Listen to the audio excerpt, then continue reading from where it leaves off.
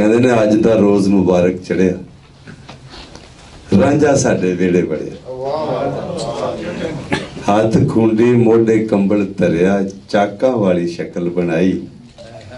आओ नी सईयो रल दियो नी बधाई, मैं वर पाया रांझा माई।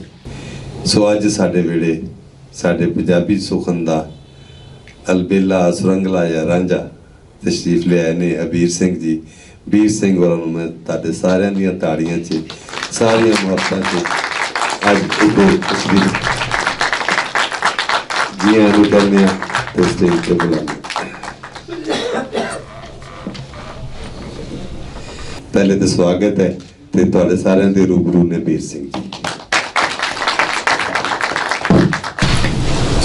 सत श्री अकाल जी, अस्सलाम वालेकुम सारे जी। हमेशा जदों मैनूं कोई प्यार करता है या वो चीज़ तो करता है मेरे लिए या मैनूं मिलने वास्ते सफ़र तय करके आउंदा है, तो हमेशा अपने आप नूं मैं ही सवाल किया कि ऐसी केड़ी चीज़ है या वो केड़ा गुण है या मेरा केड़ा वो कर्म है जिहदे करके ये चीज़ मुमकिन हो सकी है। तो हमेशा एको ही चीज़ फिर जवाब के रूप च मैनूं मिली है कि ये सिर्फ उसकी रहमत है, तुहाडी असीस है, तुहाडा प्यार है। मैनूं नहीं लगता कि मेरे च कुछ वखरा है जां मैं कुछ ऐसा कर रहा कि जिहदे करके तुसीं इन्ना प्यार दिओ। ये सिर्फ तुहाडा वड्डापन है, तुहाडे अंदर दा प्यार है जिहड़ा डुल डुल पैंदा ते तुसीं मैनूं मुहब्बत देण लई पहुंचदे हो। तुहाडा सारिआं दा एक एक पैर चल के आया दा शुकराना जी आयां नूं। मेरे भरा सलीम जी गोगा जी पहुंचे ने, बहुत शुक्रिया। साहिर साहब का शुक्रिया जिन्होंने ये महफिल ऑर्गेनाइज की। नासिर ढिल्लों मेरा भरा, जेबी हांजरा, अंजुम गिल, अंजुम सरोवा, अहमद रजा साहब वड्डू, इन्हां सारिਆਂ ने कॉन्फ्रेंस का सबब बनाया जिहदे करके आपां सारे इत्थे इकट्ठे होके बैठे हाँ। ते बड़ियां मुहब्बतां मिलियां ने मैनूं। जिन्ने टीवी चैनल्स ने पूछा कि तुसीं इत्थे आके महसूस किद्दां कीता, तो मैं एक ही गल जवाब के रूप च कही कि जदों चिर बाद कोई अपने घर मुड़दा है तो सारा टब्बर कितना प्यार करता है, बस वो महसूस करता है। जिथे जाना है भाजी होना दे घरे, मैं कल भाजी ने दावत ते बुलाया सी, सलीम जी ने घोगा जी ने, तो मैनूं पता है कि इत्थे आम घरां दे विच वैजीटेरियन खाना जिहड़ा बनदा नहीं, तो भाभी जी ने चेचा यूट्यूब तो कढ़ के पालक पनीर की रेसिपी तो मेरे लिए बना के उड़ीक करते सन। ये तुहाडी मुहब्बत है, तुहाडा सत्कार है, और ये मैं सच पुछो तो अपने दिल च, अपने सिर ते, अपनी पग दे विच सजा के लेके जाना। बहुत शुक्रिया साहिब साहब। लाला जी आ जाओ। मैनूं पता तुसीं थोड़ी थोड़ी गल करनी है। हाँ जी, उथों टुरो अपने आप नूं ते इत्थे लाहौर दी मुहब्बतां दी गल। लाहौर दे विच जी सफर बहुत सोहना जा रहा अज। नहीं पहले तो वीजा लगा जरा वीजा जिदन लग्या जी, वीजा ऑफिसर कर लिया, दिल सीगा कि करी जावां पहले इधर दे बल्कि आधार कार्ड तो शुरू करो जन्म पत्री तो शुरू करो। नहीं एक ना साडे आर्टिस्ट ने जी, उन्हां नूं पुछया गया सीगा कि तुहाडी शुरुआत किद्दां होई। कहंदा वो तां जी मेरे नाना जी दे मन च ख्याल है कि कुड़ी ब्याह लईए।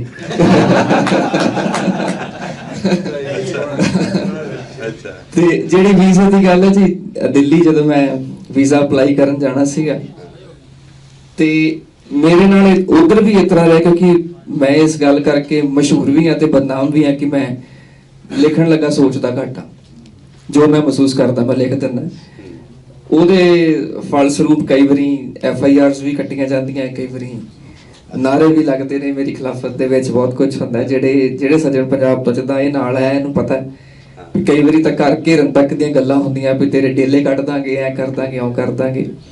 ਤਾਂ ਉਹ ਇੱਕ ਚੀਜ਼ ਹਮੇਸ਼ਾ ਨਾ ਹੁੰਦੀ ਹੈ ਕਿ ਜਦੋਂ ਖਾਸ ਕਰਕੇ ਪਾਕਿਸਤਾਨ ਦਾ ਨਾਮ ਉਧਰ ਅਸੀਂ ਲੈਨੇ ਆ ਤੇ ਲੋਕਾਂ ਦੇ ਮਨ 'ਚ ਨਾ ਇੱਕ ਡਰ ਜਿਹਾ ਹੁੰਦਾ ਵੀ ਯਾਰ ਜਦੋਂ ਅਸੀਂ ਹੋ ਕੇ ਵਾਪਸ ਆਉਣਾ ਪਤਾ ਨਹੀਂ ਕੀ ਬਣੂਗਾ, ਸਰਕਾਰਾਂ ਦੇ ਮਸਲੇ ਨੇ ਸਾਨੂੰ ਤੰਗ ਪਰੇਸ਼ਾਨ ਨਾ ਕਰਨ ਜਾਂ ਕੁਝ ਹੋਵੇ ਨਾ। ਪਰ ਮੈਂ ਅੱਜ ਇੰਟਰਵਿਊਜ਼ ਦੇ ਵਿੱਚ ਵੀ ਇਹ ਗੱਲ ਆਖੀ ਹੈ, ਅੱਜ ਜਿਹੜੇ ਜਿੱਥੇ ਪੋਡਕਾਸਟ ਵੀ ਕੀਤੇ ਮੈਂ ਉੱਥੇ ਵੀ ਗੱਲ ਆਖੀ ਕਿ ਸਾਨੂੰ ਤਾਂ ਡਰ ਕੱਢਣਾ ਪਊਗਾ। ਜੇ ਭਰਾ ਨੇ ਭਰਾ ਨੂੰ ਮਿਲਣਾ ਹੈ ਤੇ ਤੀਜੇ ਬੰਦੇ ਦਾ ਡਰਦਾ ਥੋੜਾ ਰਹੂਗਾ ਯਾਰ। ਤੇ ਆਪਾਂ ਜੇ ਮੁਹੱਬਤ ਦੀ ਸਾਂਝ ਪਾਉਣੀ ਹੈ ਫਿਰ ਮੁਹੱਬਤ ਤੇ ਸਿਰ ਮੰਗਦੀ ਹੈ, ਫਿਰ ਦੇਣ ਲਈ ਆਪਾਂ ਡਰਦੇ ਕਾਹਤੋਂ ਆ, ਹੈਨਾ। ਤੇ ਦੂਜੀ ਗੱਲ ਇਹ ਕਿ ਕਈਆਂ ਦੇ ਉਧਰ ਮੈਂ ਦੇਖਿਆ ਕਈਆਂ ਦੇ ਮਨ 'ਚ ਇਹ ਵੀ ਹੁੰਦਾ ਕਿ ਉੱਥੇ ਜਾ ਕੇ ਪਤਾ ਨਹੀਂ ਸਾਡੇ ਨਾਲ ਰਵੱਈਆ ਕਿੱਦਾਂ ਦਾ ਹੋਊਗਾ, ਸਾਡੇ ਨਾਲ ਮੁਹੱਬਤ ਹੋਊਗੀ ਜਾਂ ਸਾਡੇ ਨਾਲ ਕੋਈ ਧੱਕਾ ਹੋਊਗਾ ਜਾਂ ਕਿੱਦਾਂ। ਉਹਨਾਂ ਨੂੰ ਮੈਂ ਇਹ ਗੱਲ ਮੀਡੀਆ ਦੇ ਜ਼ਰੀਏ ਦੱਸ ਦੇਣਾ ਚਾਹੁੰਦਾ ਕਿ ਪਹਿਲੀ ਗੱਲ ਤੇ ਪੱਗ ਬੰਨ੍ਹ ਕੇ ਆਇਓ, ਮੁਹੱਬਤ ਦੇਖਣੀ ਤੇ ਫਿਰ ਦੇਖਿਓ। ਜਿਹੜੇ ਲੋਕ ਤੁਹਾਨੂੰ ਨਹੀਂ ਵੀ ਪਛਾਣਦੇ ਉਹ ਵੀ ਤੁਹਾਡੇ ਨਾਲ ਖਲੋ ਕੇ ਤਸਵੀਰ ਕਰਕੇ ਅੱਜ ਅਸੀਂ ਉੱਥੇ ਸ਼ਾਹੀ ਕਿਲੇ 'ਚ ਫਿਰ ਰਹੇ ਸਾਂ ਜੀ, ਉੱਥੇ ਕੁਝ ਪਰਿਵਾਰ ਸੀਗੇ ਉਹਨਾਂ ਨੂੰ ਪਛਾਣਦੇ ਨਹੀਂ ਸੀਗੇ, ਤੇ ਉਹ ਜਦੋਂ ਮੈਂ ਉੱਥੋਂ ਲੰਘ ਰਿਹਾ ਤਾਂ ਆਪਣੇ ਬੱਚਿਆਂ ਨੂੰ ਕਹਿੰਦੇ ਵੀ ਸਰਦਾਰ ਜੀ ਆਏ ਨੇ, ਜਾ ਕੇ ਪਿਆਰ ਲੈ ਕੇ ਆ। ਉਹਨਾਂ ਨੇ ਆਪਣੀਆਂ ਬੱਚੀਆਂ ਨੂੰ ਆਪਣੇ ਬੱਚਿਆਂ ਨੂੰ ਮੇਰੇ ਕੋਲ ਭੇਜਿਆ, ਮੈਂ ਉਹਨਾਂ ਤੇ ਸਿਰ ਤੇ ਹੱਥ ਰੱਖ ਕੇ ਪਿਆਰ ਦਿੱਤਾ। ਇਹ ਮੁਹੱਬਤ ਹੈ ਜੀ ਜਿਹੜੀ ਮੈਂ ਉਧਰ ਦੱਸਣਾ ਚਾਹੁੰਦਾ ਕਿ ਜਿਹੜੀ ਇਕੱਠੀ ਕਰਨ ਵਾਸਤੇ ਤੁਹਾਨੂੰ ਆਉਣਾ ਪੈਣਾ। ਦੂਜੀ ਗੱਲ ਇਹ ਕਿ ਤੁਹਾਡਾ ਪਿਆਰ ਬੜਾ ਕੁਛ ਹੈ ਇੱਥੇ, ਸਾਡਾ ਸਾਂਝਾ ਸਾਰਿਆਂ ਦਾ। ਜਦੋਂ ਲਾਹੌਰ ਦੀਆਂ ਗਲੀਆਂ 'ਚ ਫਿਰਦੇ ਆ ਜਾਂ ਆਪਣੇ ਗੁਰੂ ਧਾਮਾਂ ਤੇ ਮੱਥਾ ਟੇਕਦੇ ਆ ਤਾਂ ਅਹਿਸਾਸ ਹੁੰਦਾ ਹੈ ਕਿ ਇਤਿਹਾਸ ਦਾ ਇੱਕੋ ਐਸਾ ਵਰਕਾ ਇੱਧਰ ਮੋੜ ਕੇ ਰੱਖਿਆ ਹੋਇਆ ਕਿ ਜਿਹਨੂੰ ਖੋਲ ਕੇ ਦੇਖੀਏ ਨਾ ਤੇ ਅੱਜ ਸਾਰਾ ਦਿਨ ਮੈਂ ਰੋਂਦਾ ਹੀ ਰਿਹਾ ਜੀ, ਜਿੱਥੇ ਜਿੱਥੇ ਵੀ ਗਿਆ। ਸਾਡਾ ਵੀਰ ਰਾਣਾ ਸਾਹਿਬ ਕਿੱਥੇ ਚਲੇ ਗਏ? ਮੈਂ ਗਵਾਹ ਹਾਂ ਜੀ। ਰਾਣਾ ਗਵਾਹ ਬੈਠਾ, ਕਹਿੰਦਾ ਮੈਂ ਗਵਾਹ ਹਾਂ। ਰਾਣਾ ਸਾਹਿਬ ਸਾਨੂੰ ਘਮਾਉਣ ਨੂੰ ਲੈ ਕੇ ਗਏ ਜੀ, ਜਦੋਂ ਜਿਹੜੀ ਮੈਂ ਉਹ 12 ਦਰੀ ਦੇਖੀ ਜਿੱਥੇ ਮਹਾਰਾਜਾ ਸ਼ੇਰ ਸਿੰਘ ਤੇ ਗੋਲੀ ਵੱਜੀ ਸੀ।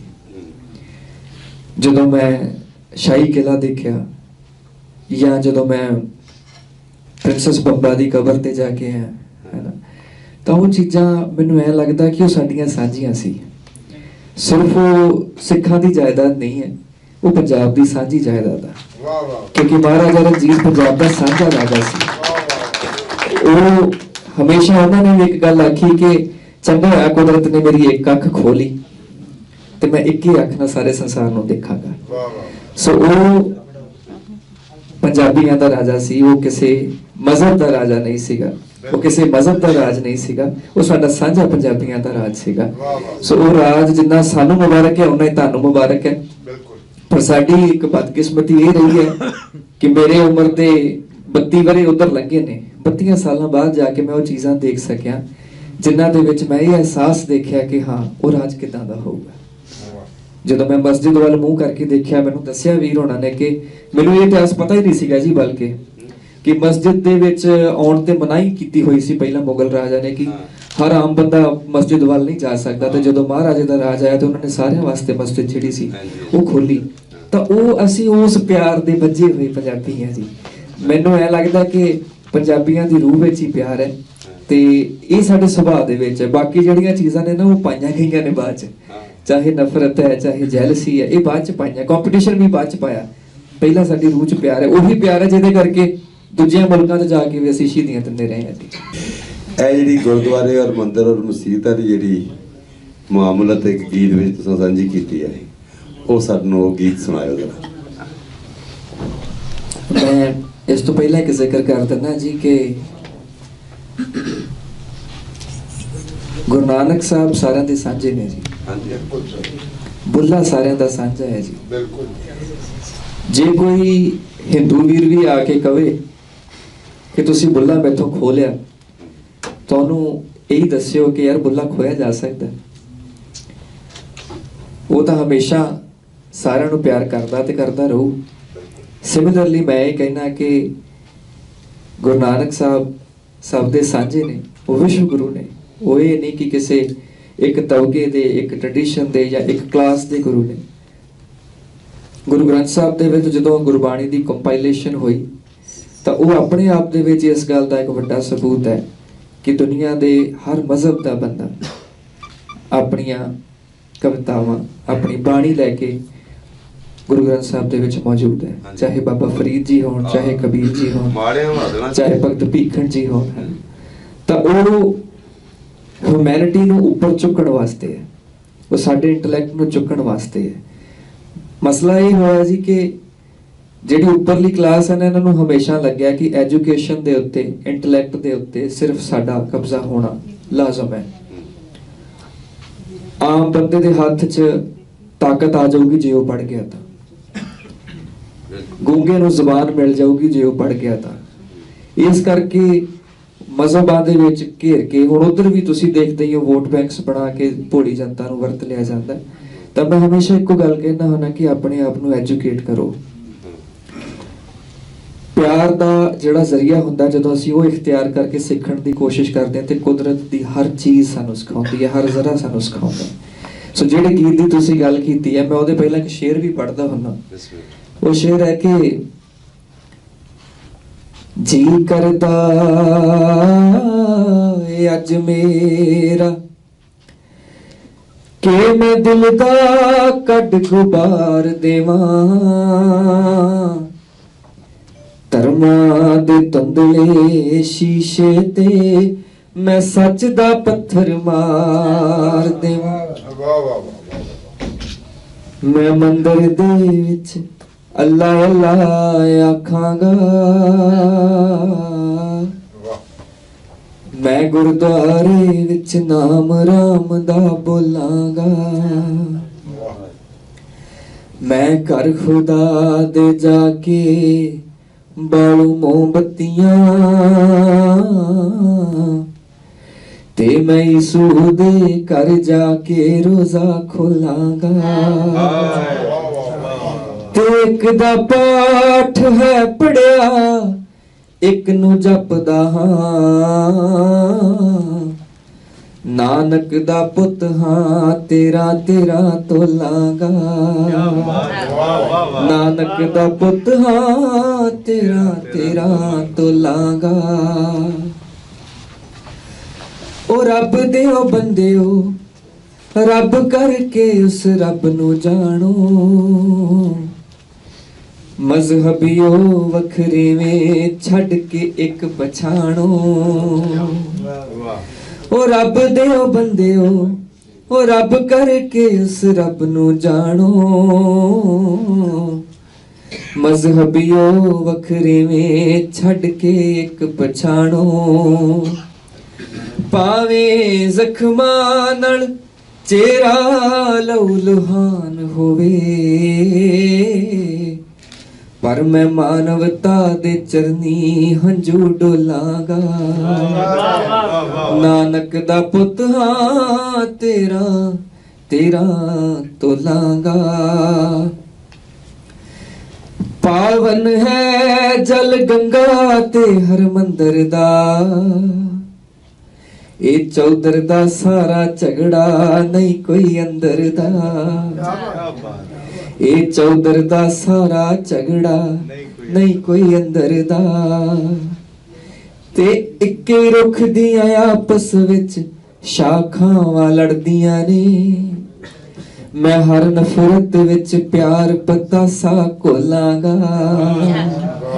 ਨਾਨਕ ਦਾ ਪੁੱਤ ਹਾਂ, ਤੇਰਾ ਤੇਰਾ ਤੋਲਾਂਗਾ। ਨਾਨਕ ਦਾ ਪੁੱਤ ਹਾਂ, ਤੇਰਾ ਤੇਰਾ ਤੋਲਾਂਗਾ।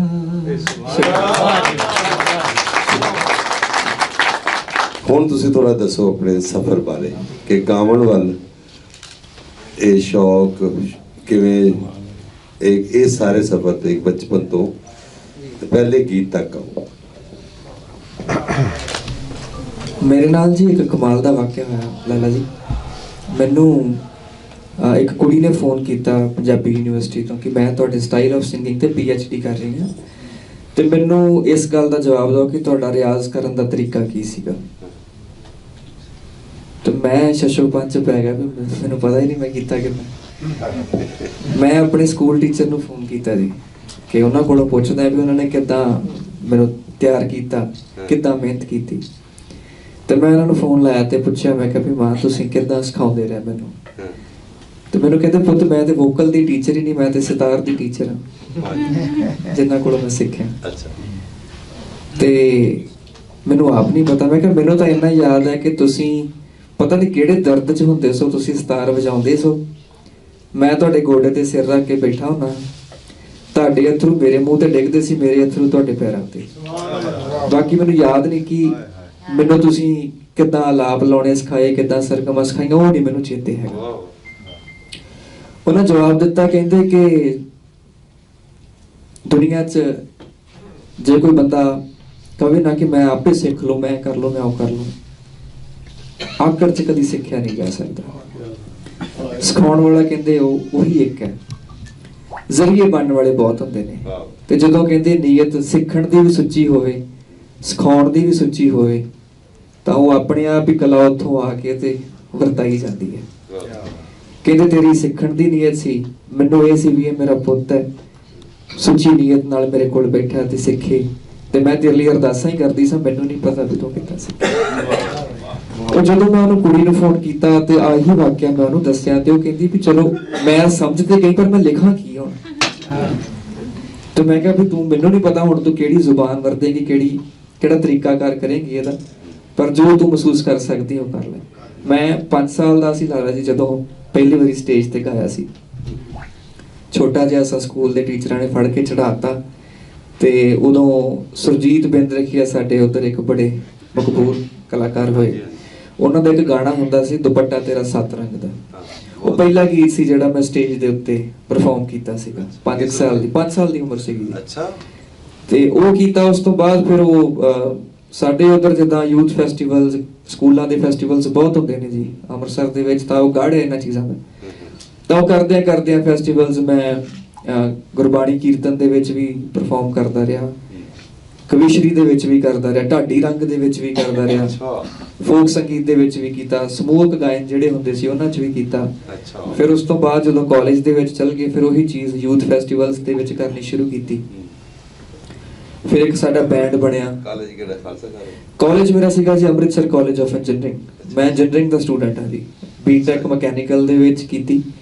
ਉਸ ਤੋਂ ਬਾਅਦ ਮੈਂ ਅੱਗੇ MBA ਦੇ ਵਿੱਚ, ਮਾਸਟਰਸ ਆਫ ਬਿਜ਼ਨਸ ਦੇ ਵਿੱਚ ਮੈਂ ਐਡਮਿਸ਼ਨ ਲਿਆ ਸੀਗਾ, ਬਟ ਮੈਂ ਉਹ ਫਿਰ ਗਾਉਣ ਵੱਲ ਹੋ ਗਿਆ, ਛੱਡਤੀ, ਪੇਪਰ ਨਹੀਂ ਦਿੱਤੇ। ਫਿਰ ਬਹੁਤ ਚੰਗਾ ਕੀਤਾ, ਹੁਣ ਤੁਸੀਂ ਗਾਣੇ ਦੇ ਇੰਜੀਨੀਅਰ ਜੀ ਹੋ ਗਏ। ਹਾਂਜੀ, ਤੇ ਉਹਦਾ ਵੀ ਕਾਰਨ ਇਹ ਸੀਗਾ ਕਿਉਂਕਿ ਮੇਰੇ ਪਿਤਾ ਜੀ ਨਾ ਜਦੋਂ ਡਿਪਲੋਮਾ ਕਰਦੇ ਸੀਗੇ, ਡਿਪਲੋਮੇ ਤੋਂ ਬਾਅਦ ਉਹਨਾਂ ਡਿਗਰੀ 'ਚ ਐਡਮਿਸ਼ਨ ਲਿਆ ਸੀ, ਤੇ ਉਹਨਾਂ ਦਿਨਾਂ 'ਚ ਪੰਜਾਬ ਦੇ ਹਾਲਾਤ ਉਧਰ ਖਰਾਬ ਹੋ ਗਏ, ਤੇ ਉਹਨਾਂ ਦੇ ਹੋਸਟਲ ਦੇ ਵਿੱਚ ਕੁਝ ਮੁੰਡਿਆਂ ਨੂੰ ਮਾਰ-ਮੂਰ ਦਿੱਤਾ ਸੀਗਾ। ਤਾਂ ਉਹ ਫਿਰ ਘਰ ਦੇ ਡਰਦਿਆਂ ਮਾਰਿਆਂ ਭੇਜਿਆ ਨਹੀਂ ਉਹਨਾਂ ਨੂੰ। ਤਾਂ ਉਹਨਾਂ ਦੇ ਮਨ 'ਚ ਰਹਿ ਗਿਆ ਕਿ ਯਾਰ ਮੈਂ ਡਿਗਰੀ ਕਰਨਾ ਚਾਹੁੰਦਾ ਸਾਂ, ਪਰ ਮੈਂ ਕਰ ਨਹੀਂ ਸਕਿਆ। ਸੋ ਇਸ ਕਰਕੇ ਉਹਨਾਂ ਨੇ ਫਿਰ ਮੇਰੇ ਤੇ ਆਪਣੇ ਸੁਪਨੇ ਦੀ ਗੱਲ ਰੱਖੀ ਕਿ ਮੈਂ ਚਾਹੁੰਦਾ ਕਿ ਤੂੰ ਘੱਟੋ ਘੱਟ ਬੀਟੈਕ ਜਿਹੜੀ ਹੈ ਉਹ ਕਰੇ। ਫਿਰ ਉਹ ਮੈਂ ਕਰਕੇ ਉਹਨਾਂ ਨੂੰ ਦਿੱਤੀ, ਕਰਕੇ ਉਹਨਾਂ ਨੂੰ ਇਦਾਂ ਹੀ ਕੀਤਾ ਸੀ। ਮੈਂ ਜਦੋਂ ਡਿਗਰੀ ਕੀਤੀ, ਮੈਂ ਡਿਗਰੀ ਫੜਾ ਕੇ ਤੇ ਮੈਂ ਕਿਹਾ ਜੀ ਹੁਣ ਮੈਂ ਜਿਹੜਾ ਗਾਉਣ ਵਜਾਉਣ ਦਾ ਕਰਨਾ ਮੈਂ ਉੱਧਰ ਤੁਰਾਂਗਾ। ਫਿਰ ਮੈਂ ਜਿੱਥੋਂ ਮੈਨੂੰ ਸਿੱਖਣ ਦਾ ਸਬੱਬ ਮੇਰਾ ਬਣਦਾ ਗਿਆ, ਸਾਡੇ ਉੱਧਰ ਗੁਰਮੀਤ ਬਾਵਾ ਜੀ, ਉਹਨਾਂ ਦੇ ਘਰੇ ਮੈਂ ਤਕਰੀਬਨ 10 ਸਾਲ ਉਹਨਾਂ ਦੇ ਕੋਲ ਰਿਹਾ ਜੀ, ਤੇ ਉਹਨਾਂ ਦੀਆਂ ਬੇਟੀਆਂ ਭੈਣ ਲਾਚੀ, ਭੈਣ ਕਲੋਰੀ, ਉਹਨਾਂ ਕੋਲੋਂ ਸਿੱਖਦਾ ਰਿਹਾ ਜੀ। ਤੇ ਫਿਰ ਉਸ ਤੋਂ ਬਾਅਦ ਸਬੱਬ ਬਣਿਆ ਅੰਮ੍ਰਿਤਸਰ ਦੇ ਵਿੱਚ ਹੀ ਨਾ, ਭੈਣ ਨੇ ਇੱਕ ਸ਼ਰੂਤੀ, ਤੇ ਉਹ ਸਿੱਖਦੇ ਨੇ ਪੰਡਿਤ ਅਜੈ ਚੱਕਰਵਰਤੀ ਜੀ ਕੋਲੋਂ, ਪਟਿਆਲੇ ਘਰਾਣੇ ਦੇ ਵਿੱਚ ਹੀ ਨੇ ਉਹ, ਕਲਕੱਤੇ ਦੇ ਬਹੁਤ ਵੱਡੇ ਉਸਤਾਦ ਨੇ। ਹਾਂਜੀ, ਕੌਸ਼ਕੀ ਜੀ ਦੇ ਵਾਲਿਦ ਸਾਹਿਬ। ਤੇ ਉਹ ਉਹਨਾਂ ਦੀ ਸ਼ਰੂਤੀ ਜੀ ਜਿਹੜੇ ਉਹ ਮੂੰਹ ਬੋਲੀ ਬੇਟੀ ਹੈ ਜੀ ਉਹਨਾਂ ਦੀ। ਅੱਛਾ ਜੀ। ਹਾਂਜੀ। ਤੇ ਫਿਰ ਮੇਰਾ ਸਬੱਬ ਉਹਨਾਂ ਨਾਲ ਬਣਿਆ, ਫਿਰ ਉਹਨਾਂ ਕੋਲੋਂ ਮੈਂ ਆਪਣਾ ਵੋਕਲ ਕਲਚਰ ਦਾ ਜਿਹੜਾ ਕੰਮ ਸੀਗਾ ਫਿਰ ਉਹਦੇ ਤੇ ਤਿਆਰੀ ਉਹਨਾਂ ਕੋਲੇ ਸ਼ੁਰੂ ਕੀਤੀ ਜੀ। ਸੋ ਕਰਦਿਆਂ ਪਰ ਮੈਨੂੰ ਹਮੇਸ਼ਾ ਲੱਗਿਆ ਕਿ ਗਾਉਣਾ ਸਿਰਫ ਗਲੇ ਦਾ ਕੰਮ ਨਹੀਂ ਹੈ, ਇਹ ਤੁਹਾਡੀ ਆਤਮਾ ਦੀ ਕਲਾ ਹੈ। ਇਹ ਨਰੋਲ ਉਦੋਂ ਰਹਿ ਸਕਦੀ ਹੈ ਜਦੋਂ ਤੁਹਾਡੇ ਥਾਟਸ ਦੀ ਕਲੈਰਿਟੀ ਬਣਦੀ ਹੈ, ਜਦੋਂ ਵਾਕਿਆ ਤੁਸੀਂ ਮਨ ਕਰਕੇ ਸਾਫ਼ ਹੁੰਦੇ ਹੋ। ਗਲਾ ਜਿਹੜਾ ਗਲਾ ਤਾਂ ਸਾਫ਼ ਕੀਤਾ ਜਾ ਸਕਦਾ, ਪਰ ਜਿਹੜੀ ਚੀਜ਼ ਕਈ ਵਾਰੀ ਹੁੰਦਾ ਨਾ ਕਿ ਜਦੋਂ ਕੋਈ ਮਾਂ ਮੈਨੂੰ ਗੱਲ ਨਾਲ ਲਾਉਂਦੀ ਹੈ ਤੇ ਕਹਿੰਦੀ ਕਿ ਮੈਨੂੰ ਐ ਜਾਪਦਾ ਜਿੱਦਾਂ ਤੂੰ ਮੇਰਾ ਪੁੱਤ ਹੁੰਨਾ, ਉਹ ਗਲੇ ਕਰਕੇ ਨਹੀਂ ਹੁੰਦਾ। ਗਲੇ ਤਾਂ ਮੇਰੇ ਤੋਂ ਸੋਹਣੇ ਬਹੁਤ ਨੇ, ਮੇਰੇ ਤੋਂ ਵਧੀਆ ਰਾਗਾਂ ਦੀ ਸਮਝ ਰੱਖਣ ਵਾਲੇ ਬਹੁਤ ਨੇ, ਪਰ ਉਹ ਮੈਨੂੰ ਲੱਗਦਾ ਕਿ ਸ਼ਾਇਦ ਕੋਈ ਪਿਆਰ ਮੇਰੇ ਮਾਪਿਆਂ ਨੇ, ਮੇਰੀ ਮਾਂ ਨੇ ਮੇਰੇ ਅੰਦਰ ਭਰਤਾ, ਮੈਨੂੰ ਸਿਖਾਉਣ ਵਾਲਿਆਂ ਨੇ ਮੇਰੇ ਅੰਦਰ ਭਰਤਾ, ਜਾਂ ਤੁਹਾਡੀਆਂ ਸਭ ਦੀਆਂ ਅਰਦਾਸਾਂ ਨੇ ਭਰ ਦਿੱਤਾ ਕਿ ਉਹ ਪਿਆਰ ਇਕੱਠਾ ਕਰੀ ਜਾਂਦਾ ਜੀ। ਬਸ ਇਹਨਾਂ ਦੇ ਗਾਣੇ ਦੀ ਸਤਰ ਹੈ ਕਿ ਸੂਏ ਰੰਗ ਦਾ ਗੁਲਾਬ ਹੁੰਦਾ, ਸੂਏ ਰੰਗ ਦਾ ਗੁਲਾਬ ਹੁੰਦਾ, ਘਰ ਵੱਲ ਰਹਿਣ ਨਜ਼ਰਾਂ, ਮੇਰੇ ਚੇਤੇ 'ਚ ਪੰਜਾਬ ਹੁੰਦਾ। ਇਹਨਾਂ ਦੇ ਇੱਕ ਗੀਤ ਦੀ ਇਹ ਸਤਰਾਂ ਸੀ, ਤੇ ਤੁਸੀਂ ਲਿਰਿਸਿਸਟ ਹੋ, ਤੁਸੀਂ ਕੰਪੋਜ਼ਰ ਹੋ, ਤੁਸੀਂ ਗਾਇਕ ਹੋ। ਮੈਂ ਅਕਸਰ ਇਹ ਸੋਚਦੀ ਹਾਂ ਕਿ ਸਾਡੇ ਪੰਜਾਬ 'ਚ ਅਸੀਂ ਕੋਈ ਦਰਮਿਆਨੇ ਲੋਕ ਨਹੀਂ ਹੈਗੇ। ਅਸੀਂ ਜਾਂ ਤੇ ਨਹੀਂ ਹੁੰਦੇ, ਤੇ ਜੇ ਹੁੰਨੇ ਆ ਤੇ ਪੂਰੇ ਹੁੰਨੇ। ਸਾਡੇ ਕੋ ਬੇਤਹਾਸ਼ਾ ਚੜ੍ਹਦੇ ਪੰਜਾਬ ਤੋਂ ਲਹਿੰਦੇ ਪੰਜਾਬ ਤੋਂ ਐਸੇ ਵੱਡੇ ਵੱਡੇ ਨਾਮ ਨੇ। ਉਹ ਸਾਡੇ ਬਿਰਹਾ ਦੇ ਸੁਲਤਾਨ ਹੋ ਗਏ, ਮੈਡਮ ਨੂਰ ਜਹਾਂ, ਮਤਲਬ ਇੰਨੇ ਨਾਂ ਨੇ ਕਿ ਅਸੀਂ ਹੈਰਾਨ ਰਹਿ ਜਾਂਦੇ ਕਿ ਸਾਡੀ ਮਿੱਟੀ ਨੇ ਕੈਸੇ ਕੈਸੇ ਲੋਕ ਕੱਢੇ ਨੇ, ਔਰ ਉਹਨਾਂ 'ਚ ਬਿਲਕੁਲ ਇੱਕ ਸਾਡੇ ਸਾਹਮਣੇ ਬੈਠੇ ਹਨ। ਤੇ ਮੈਂ ਜ਼ਰੂਰ, ਚूंकि ਖੁਦ ਵੀ ਰਾਈਟਰ ਹਾਂ, ਤੇ ਮੈਂ ਤੁਹਾਡੇ ਕੋ ਤੁਹਾਡਾ ਕ੍ਰੀਏਟਿਵ ਪ੍ਰੋਸੈਸ ਜਿਹੜਾ ਹੈ ਉਹ ਥੋੜਾ ਉਹਦੇ ਬਾਰੇ 'ਚ ਜਾਨਣਾ ਚਾਹਾਂਗੀ ਪਲੀਜ਼।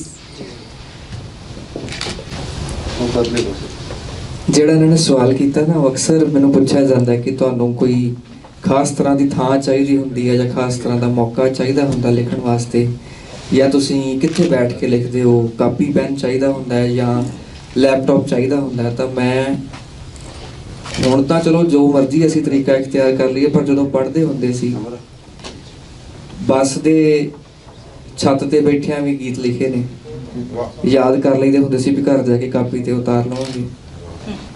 ਬੱਸ ਦੇ ਇੰਜਣ ਤੇ ਬਹਿ ਕੇ ਵੀ ਲਿਖੇ ਨੇ, ਮੋਟਰਸਾਈਕਲ ਚਲਾਉਂਦਿਆਂ ਵੀ ਲਿਖੇ ਨੇ।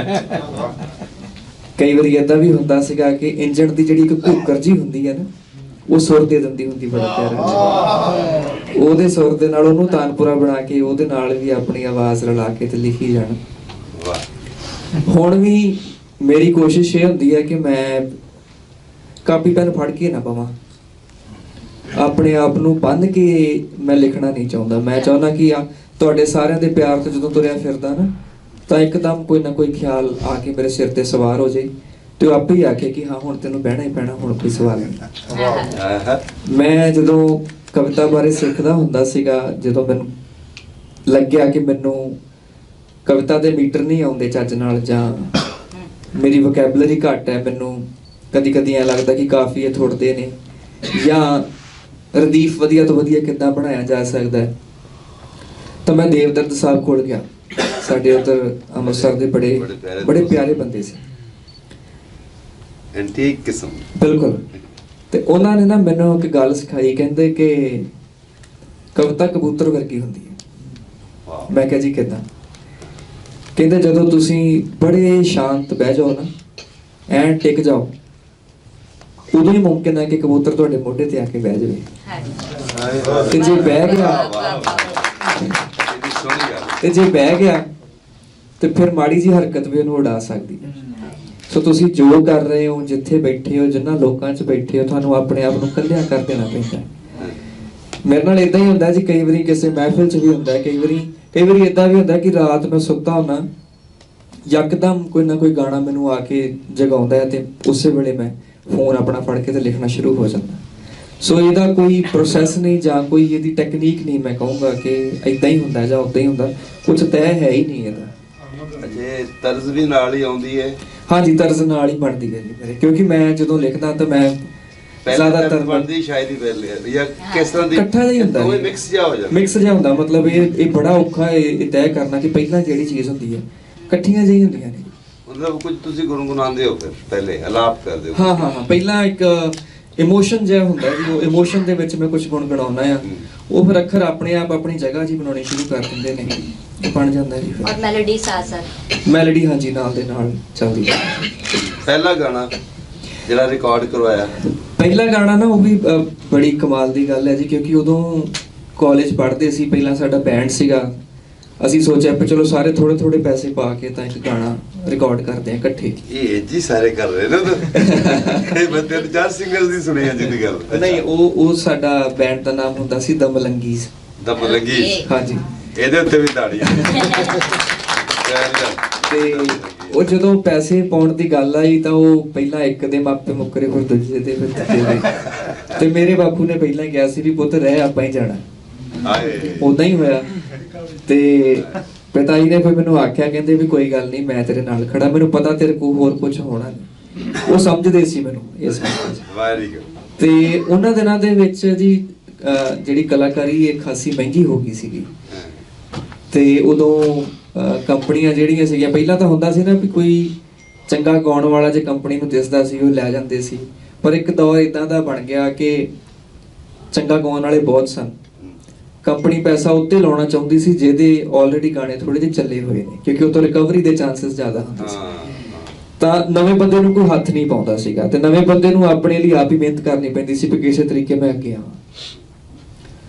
ਅੱਛਾ, ਮੈਂ ਨਹੀਂ ਜਾਣਦਾ, ਪਿਤਾ ਜੀ ਮੇਰੇ ਉਤਰਾ ਬਿਜਲੀ ਬੋਰਡ ਦੇ ਮੁਲਾਜ਼ਮ ਨੇ, ਉਧਰ ਵਧੀਆ ਪੋਸਟ ਤੇ ਸੀਗੇ ਤੇ ਵਾਪਡਾ ਜਿਹਨੂੰ ਤੁਸੀਂ ਕਹਿੰਦੇ, ਉਹਨਾਂ ਨੇ ਉਹਨਾਂ ਦਿਨਾਂ ਦੇ ਵਿੱਚ ਤਕਰੀਬਨ 6 ਤੋਂ 7 ਲੱਖ ਰੁਪਈਆ ਇੰਡੀਅਨ ਮੈਨੂੰ ਦਿੱਤਾ ਸੀ ਕਿ ਤੂੰ ਜਿੱਦਾਂ ਵੀ ਤੂੰ ਇਹਨੂੰ ਲਾਉਣਾ ਚਾਹੁੰਦਾ ਲਾ ਦੇ, ਤੇ ਮੈਂ ਦੀਵਾਨੀ ਦੀ ਆਸ ਨਹੀਂ ਰੱਖਦਾ ਕਿ ਤੂੰ ਵਾਪਸ ਕਰੇਗਾ। ਉਹ ਮੈਂ ਲਾਏ ਵੀ, ਖਰਾਬ ਵੀ ਕੀਤੇ। ਫਿਰ ਕੁਝ ਸੱਜਣ ਨਾਲ ਜੁੜੇ, ਉਹ ਨਾ ਇੱਕ ਪ੍ਰੋਫੈਸਰ ਸੀਗੇ ਸਾਡੇ, ਉਹਨਾਂ ਕੋਲ ਇੱਕ ਲਾਈਨ ਹੁੰਦੀ ਸੀ, ਆ ਮਿਲ ਚੰਨਾ ਕਦੀ ਤਾਰਿਆਂ ਦੀ ਲੋਏ। ਉਹ ਕਹਿੰਦੇ ਇਹ ਨਾ, ਮੈਂ ਜਦੋਂ ਕਾਲਜ ਪੜ੍ਹਦਾ ਸੀ, ਮੈਂ ਇੱਕ ਹੀ ਲਾਈਨ ਹੈ ਮੇਰੇ ਕੋਲ, ਅੱਗੇ ਪਿੱਛੇ ਦੇ ਕੁਝ ਨਹੀਂ ਹੈਗਾ, ਤਾਂ ਆਪਾਂ ਇਹਨੂੰ ਗਾਣਾ ਬਣਾ ਲਈਏ। ਤਾਂ ਉਹ ਇੱਕ ਲਾਈਨ ਜਿਹੜੀ ਸੀਗੀ ਉਹਨੂੰ ਮੈਂ ਮਹਿਸੂਸ ਕਰਨ ਦੀ ਕੋਸ਼ਿਸ਼ ਕੀਤੀ, ਉਹਦਾ ਗਾਣਾ ਇੱਕ ਬਣਿਆ ਸਾਡਾ। ਉਹ ਗਾਣਾ ਬਣਾ ਕੇ, ਉਹ ਸਭ ਤੋਂ ਪਹਿਲਾ ਗਾਣਾ ਉਹ ਸੀਗਾ ਜੀ ਜਿਹੜਾ ਅਸੀਂ ਰਿਲੀਜ਼ ਕੀਤਾ। ਕਿਵੇਂ ਜੀ ਸੁਣਾਉਣਾ।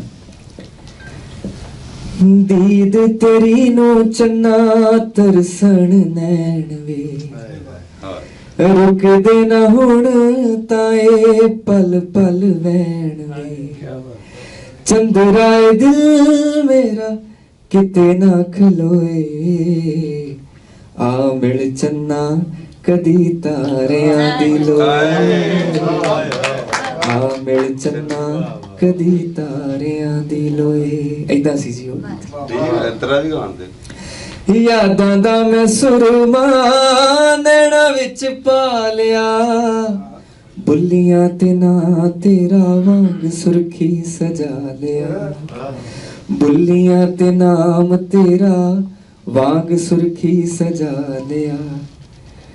ਅੱਗੇ ਕੀ ਸੀ? ਯਾਦਾਂ ਦੇ ਮੈਂ ਬਣ ਕੇ ਗਲ ਚ ਪਰੋਏ, ਆ ਮਿਲ ਚੰਨਾ ਕਦੀ ਤਾਰਿਆਂ ਦੀ ਲੋਏ, ਆ ਮਿਲ ਚੰਨਾ ਕਦੀ ਤਾਰਿਆਂ ਦੀ ਲੋਏ। ਇਸ ਕਦਰ ਸੀ। कंसीडरिंग के आजकल जो इन्फ्लुएंसर्स कल्चर चल रहा है और काइंड ऑफ खास तरह का पॉपुलर म्यूजिक क्रिएट हो रहा है और हर दिन ट्रेंड बदलता है, लोगों के टेस्ट चेंज होता है, पर हजे तक जिन्ना तुहाडा काम वेख्या है उस हिसाब नाल ते तुहाडा एक खास तरह का एसेंस है, खास तरह की खूबसूरती, मिठास और ਉਹਦੇ ਚ रस है। ते तुसी किस तरह अपने आप नू इस सारे पॉपुलर कल्चर तो बचा रहे हो ते अगों भी किस तरह, मतलब तुहाडी की इंस्पिरेशन है और legacy, I want to know. ਸਿੱਧੀ ਗੱਲ, ਸਭ ਤੋਂ ਪਹਿਲਾਂ ਤਾਂ ਛਿੱਤਰ ਦਾ ਡਰ ਹੈ ਜੀ। ਜਿਹੜੇ ਘਰ ਚੋਂ ਆ ਮੈਂ, ਜਿਨ੍ਹਾਂ ਕੋਲੋਂ ਮੈਂ ਸਿੱਖਿਆ, ਜਿਹੜੇ ਮੇਰੇ ਨਾਲ ਤੁਰਦੇ ਨੇ, ਉਹ ਸਾਰੇ ਹੀ ਮੇਰੇ ਤੋਂ ਬਹੁਤ ਜ਼ਿਆਦਾ ਸਿਆਣੇ ਨੇ। ਜਿਨ੍ਹਾਂ 'ਚ ਮੈਂ ਬਹਿਨਾ ਵੀ ਹਾਂ, ਬਹੁਤ ਜ਼ਿਆਦਾ ਸਿਆਣੇ ਨੇ ਮੇਰੇ ਤੋਂ। ਉਹਨਾਂ ਕਦੀ ਵਿਗੜਨ ਦਿੱਤਾ ਹੀ ਨਹੀਂ ਮੈਨੂੰ। ਦੂਸਰੀ ਗੱਲ ਇਹ ਹੈ ਕਿ ਜਦੋਂ ਤੁਹਾਡਾ ਜਿਹੜਾ ਮਨ ਪੱਕ ਜਾਵੇ ਨਾ, ਜਿਹੇ ਜੀ ਚੀਜ਼ ਦੇ ਆਲੇ ਦੁਆਲੇ ਤੁਸੀਂ ਰਹਿਣਾ ਸਿੱਖ ਜਾਂਦੇ ਹੋ, ਤੁਹਾਡਾ ਸੁਭਾਅ ਉਦਾਂ ਦਾ ਹੋ ਜਾਂਦਾ ਹੈ। ਜਿਹੜੇ ਹਿੱਟ ਹੋਣ ਦੇ ਇੱਕ ਪਸੂੜੀ ਦੇ ਵਿੱਚ ਹੁੰਦੇ ਨੇ ਨਾ, ਉਹਨਾਂ ਦਾ ਮਕਸਦ ਐਕਚੁਅਲ 'ਚ ਸ਼ੋਹਰਤ ਹੁੰਦੀ ਹੈ। ਮੇਰਾ ਮਕਸਦ ਜੀਣਾ ਹੈ। ਮੈਂ ਆਪਣੀ ਕਲਾ ਦੇ ਜ਼ਰੀਏ, ਹੋ ਸਕਦਾ ਕਿ ਇਸ ਗੱਲ ਦੀ ਪੋਸਿਬਿਲਿਟੀ ਮੈਂ ਹਮੇਸ਼ਾ ਆਪਣੇ ਨਾਲ ਲੈ ਕੇ ਚੱਲਿਆ ਕਿ ਹੋ ਸਕਦਾ ਮੈਂ ਕੱਲ ਪਰਸੋਂ ਹੀ ਗਾਉਣਾ ਛੱਡ ਦਵਾਂ, ਪਰ ਇਹਦੇ ਨਾਲ ਮੈਂ ਜੀਣਾ ਨਹੀਂ ਛੱਡ ਦਵਾਂਗਾ। ਜੇ ਗਾਉਣਾ ਕਦੀ ਛੱਡਣਾ ਵੀ ਪਿਆ ਤਾਂ ਇਸ ਕਰਕੇ ਛੱਡੂਗਾ ਕਿ ਮੈਂ ਜੀਣਾ ਹੋਰ ਬਿਹਤਰ ਤਰੀਕੇ ਨਾਲ ਚਾਹੁੰਦਾ। ਸਾਡੇ ਕੋਲ ਇਸ ਹਾਲ ਦੇ ਵਿੱਚ ਐਗਜ਼ਾਮਪਲਸ ਬੈਠੀਆਂ ਨੇ, ਸਲੀਮ ਜੀ ਮੇਰੇ ਨਾਲ ਬੈਠੇ ਨੇ। ਸਾਨੂੰ ਸਾਰਿਆਂ ਨੂੰ ਪਤਾ ਕਿ ਆਪਣੇ ਆਪ ਨੂੰ ਹਿੱਟ ਬਣਾਉਣ ਵਾਸਤੇ ਜਾਂ ਲੋਕਾਂ ਦੀ ਫੋਕੀ ਸ਼ੋਹਰਤ ਹਾਸਲ ਕਰਨ ਵਾਸਤੇ ਕਾਮੇਡੀ ਦੇ ਪੱਧਰ ਨੂੰ ਕਿੱਥੋਂ ਤੱਕ ਸੁੱਟਿਆ ਲੋਕਾਂ ਨੇ। ਪਰ ਭਾਜੀ ਉਹਨਾਂ ਦੀ ਕਾਮੇਡੀ ਪਰਿਵਾਰ 'ਚ ਬਹਿ ਕੇ ਵੇਖੀ ਜਾ ਸਕਦੀ, ਸੁਣੀ ਜਾ ਸਕਦੀ, ਔਰ ਆਪਣੇ ਆਪ ਨੂੰ ਪ੍ਰੂਵ ਕੀਤਾ ਇਹਨਾਂ ਨੇ। ਆ ਮੇਰਾ ਭਰਾ ਇੱਕ ਸਾਹਮਣੇ ਵੀ ਬੈਠਾ ਹੈ, ਹੰਜਰਾ। ਇਹਨਾਂ ਨੇ ਵੀ ਮੈਨੂੰ ਦੱਸਿਆ ਕਿ ਜਦੋਂ ਪੰਜਾਬੀ ਜ਼ੁਬਾਨ ਤੇ ਕੰਮ ਸ਼ੁਰੂ ਕੀਤਾ ਸੀ ਤਾਂ ਲੋਕਾਂ ਨੇ ਟ੍ਰੋਲਿੰਗ ਕਿਸ ਕਦਰ ਕੀਤੀ ਇਹਨਾਂ ਦੀ, ਪਰ ਆਪਣੇ ਕੰਮ ਦੇ ਵਿੱਚ ਜਦੋਂ ਲੱਗੇ ਰਹੀਏ ਨਾ ਜੀ। ਮੈਂ ਸਾਡੇ ਨਾ ਉਧਰ ਇੱਕ ਖਾਸ ਕਰਕੇ ਸਿੱਖਾਂ ਦੇ ਵਿੱਚ ਇੱਕ ਕਹਾਵਤ ਹੈ ਕਿ ਸਿੱਖ 1.25 ਲੱਖ ਹੁੰਦਾ, ਖਾਲਸਾ 1.25 ਲੱਖ ਹੁੰਦਾ। ਤਾਂ ਮੈਂ ਇਹੀ ਗੱਲ ਆਪਣੀ ਆਡੀਅנס ਵਾਸਤੇ ਕਹਿਣਾ ਨਾ ਕਿ ਮੇਰੀ ਆਡੀਅנס 'ਚ ਕੱਲਾ ਬੰਦਾ 1.25 ਲੱਖ ਹੈ। ਮੈਨੂੰ ਭੀੜਾਂ ਇਕੱਠੀਆਂ ਕਰਨ ਦੀ ਆਦਤ ਨਹੀਂ ਹੈਗੀ, ਮੈਨੂੰ ਪਿਆਰ ਇਕੱਠਾ ਕਰਨ ਦੀ ਆਦਤ ਹੈ ਜੀ। ਕਿਹੜੇ ਗਾਣੇ ਨਾਲ ਭੀੜ ਇਕੱਠੀ ਹੋ ਗਈ? ਅੱਛਾ, ਮੈਂ ਤੁਹਾਨੂੰ ਨਾ ਇੱਕ ਗੀਤ ਦੇ ਬੋਲ ਸੁਣਾਉਣਾ। ਹਾਂ ਦੀਦੀ, ਉਹ ਵੀ ਸਵਾਲ ਹੈ ਇੱਕ ਜੀ ਜ਼ਰੂਰ। ਇੱਕ ਗਾਣਾ ਹੋਏਗਾ ਜਿਹੜਾ ਪਹਿਲਾਂ ਐਸਾ ਗਾਣਾ ਹੋਇਆ ਜਿਹਦੇ ਨਾਲ ਭੀੜ ਲੱਗ ਗਈ ਆਲੇ ਦੁਆਲੇ। ਉਹ ਗੀਤ ਇੱਕ ਸੀਗਾ ਜੀ, ਅੰਬਰਾਂ ਤੋਂ ਤਾਰੇ ਰਵਾਂ ਤੋੜਦਾ ਤੇਰੀ ਚੁੰਨੀ ਤੇ ਸਜਾਉਣ ਲਈ। ਹਾਂਜੀ, ਉਹ ਗਾਇਆ ਕਹਿ ਦਿੰਦੇ ਆ ਉਹੀ ਉਹ ਗਾਣਾ ਗਾਉਣ ਲਈ। ਮੈਂ ਸੁਣਾ ਦਿੰਦਾ ਜੀ। ਉਹ ਗਾਣਾ ਅਮਰਿੰਦਰ ਗਿੱਲ ਭਾਜੀ ਨੇ ਗਾਇਆ ਸੀਗਾ ਤੇ ਮੈਂ ਲਿਖਿਆ ਤੇ ਕੰਪੋਜ਼ ਕੀਤਾ ਸੀਗਾ ਜੀ। ਮੈਂ ਸੁਣਾਉਣਾ। ਅੱਛਾ, ਮੈਂ ਇੱਕ ਤੁਹਾਨੂੰ ਕਮਾਲ ਦੀ ਗੱਲ ਦੱਸਾਂ। ਇਹ ਗੀਤ ਮੈਂ 12ਵੀਂ ਚ ਲਿਖਿਆ ਸੀ। 12ਵੀਂ? ਹਾਂ, ਤੇ ਜਿਹਦੇ ਲਈ ਲਿਖਿਆ ਸੀ ਉਹਨੂੰ ਅੱਜ ਤੱਕ ਨਹੀਂ ਪਤਾ। ਉਹਦਾ ਹੁਣ 6-7 ਤਾਰੇ ਏਡੇ ਏਡੇ। ਇੰਨਾ ਵੱਡਾ ਨਹੀਂ ਮੈਂ ਭਾਜੀ ਇਹਦੇ। ਅੱਛਾ, ਵੈਸੇ ਦੱਸਦਾ ਉਹ ਕੁਆਰੀ ਹੈ ਜੀ। ਉਹਦੇ ਕੰਨ 'ਚ ਹੀ ਲਿਖਿਆ। ਹਾਂ, ਤੇ ਇਦਾਂ ਸੀਗਾ ਐਕਚੁਅਲ ਉਹਦਾ ਬਰਥਡੇ ਸੀਗਾ ਜੀ। ਤੇ ਉਹ ਇੱਕ ਬੜੀ ਆਮ ਜੀ ਗੱਲ ਹੈ, ਉਹਨਾਂ ਦਿਨਾਂ 'ਚ ਪੈਸੇ ਕਿਹਦੀ ਜੇਬ 'ਚ ਹੁੰਦੇ ਨੇ, ਤੇ ਜਦੋਂ ਪੈਸੇ ਨਾ ਹੋਣ ਨਾ ਕੋਲੇ ਫਿਰ ਇਹੋ ਹੀ ਗੱਲਾਂ ਹੁੰਦੀਆਂ ਵੀ ਤਾਰੇ ਤੋੜਦਾ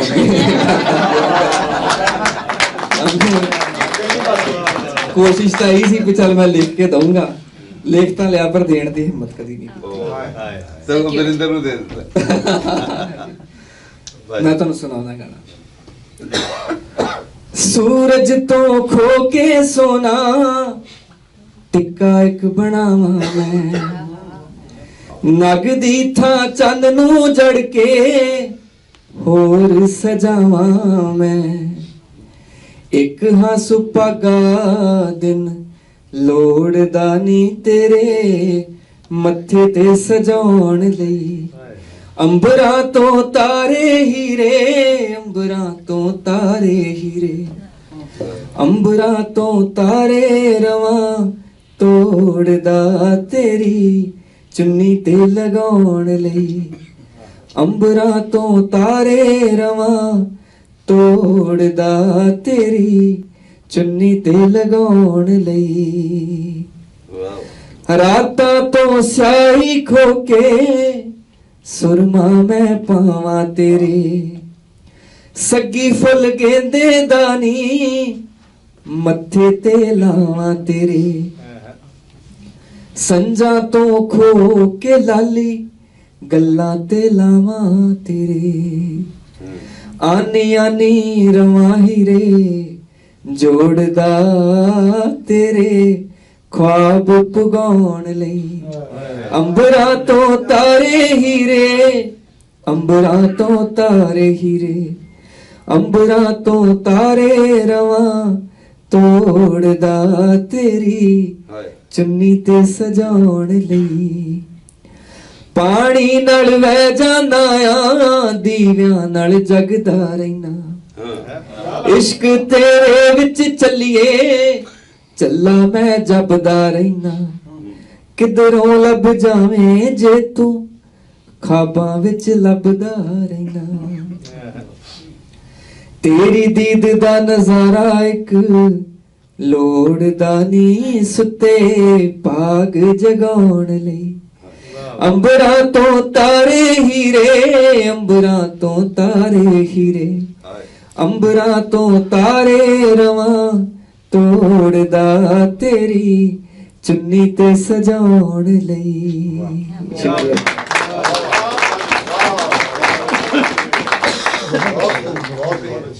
क्या बात है जी। 16 ਸਾਲ ਦੀ ਮੁਹੱਬਤ ਹੁੰਦੀ ਵੀ ਵੈਸੇ ਇੰਨੀ ਤਾਜ਼ਾ ਹੁੰਦੀ। 18 ਹੋਣੇ ਨੇ ਉਦੋਂ 12ਵੀਂ ਚ ਪੜ੍ਹਦੇ ਸੀ। ਨਹੀਂ 16 ਸਾਲ 16 ਸਾਲ। ਵੇਖੋ ਜੀ ਅਸੀਂ ਕੋਈ ਗਲਤ ਕਹਿ ਰਹੇ।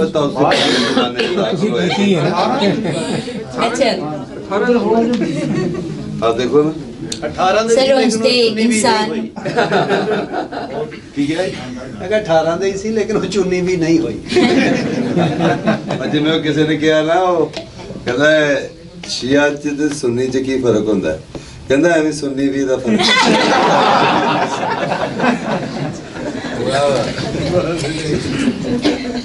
ਅੰਤੇ ਜੀ ਆਪਣੀ ਔਲਾਦ ਨਿੱਕੀ ਹੋਏ ਵੱਡੀ ਹੋਏ ਮਾੜੀ ਹੋਏ ਚੰਗੀ ਹੋਏ ਸਾਰੀ ਸੋਹਣੀ ਹੁੰਦੀ ਹੈ, ਪਰ ਕੋਈ ਐਸਾ ਬੱਚਾ ਹੁੰਦਾ ਹੈ ਜਿਹੜਾ ਦਿਲੋਂ ਜਾਨ ਨਾਲੋਂ ਜ਼ਿਆਦਾ ਪਿਆਰਾ ਹੁੰਦਾ ਹੈ। ਸ਼ਾਇਦ ਉਹਦੇ 'ਚ ਤੁਹਾਨੂੰ ਆਪਣਾ ਪੋਤਾ ਦਿਖਾਈ ਦਿੰਦਾ ਹੈ।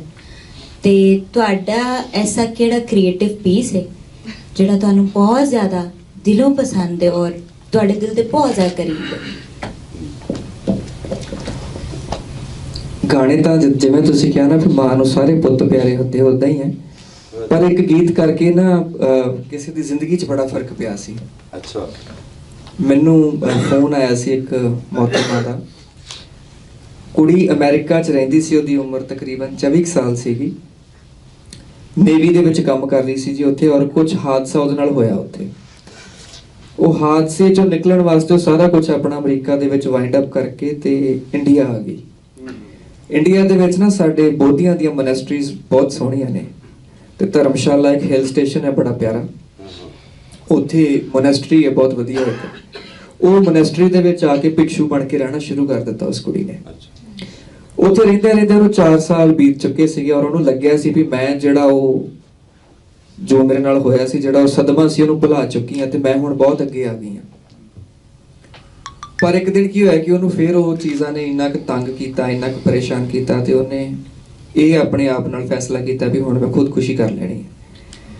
ਖੁਦਕੁਸ਼ੀ ਕਰਨ ਵਾਸਤੇ ਉਹ ਇੱਕ ਪੁਲ ਦੇ ਉੱਪਰ ਚੜ ਗਈ।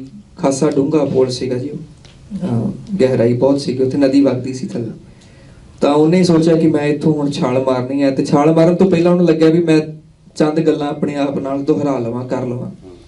ਉਹ ਕਹਿੰਦੀ ਮੈਂ ਗੱਲਾਂ ਕਰਨ ਵਾਸਤੇ ਉਸ ਪੁਲ ਦੇ ਉੱਤੇ ਖੜੀ ਸੀ, ਤੇ ਮੇਰੇ ਪਿੱਛੋਂ ਦੀ ਇੱਕ ਪੰਜਾਬੋਂ ਆਈ ਗੱਡੀ ਨਿਕਲ ਰਹੀ ਸੀ।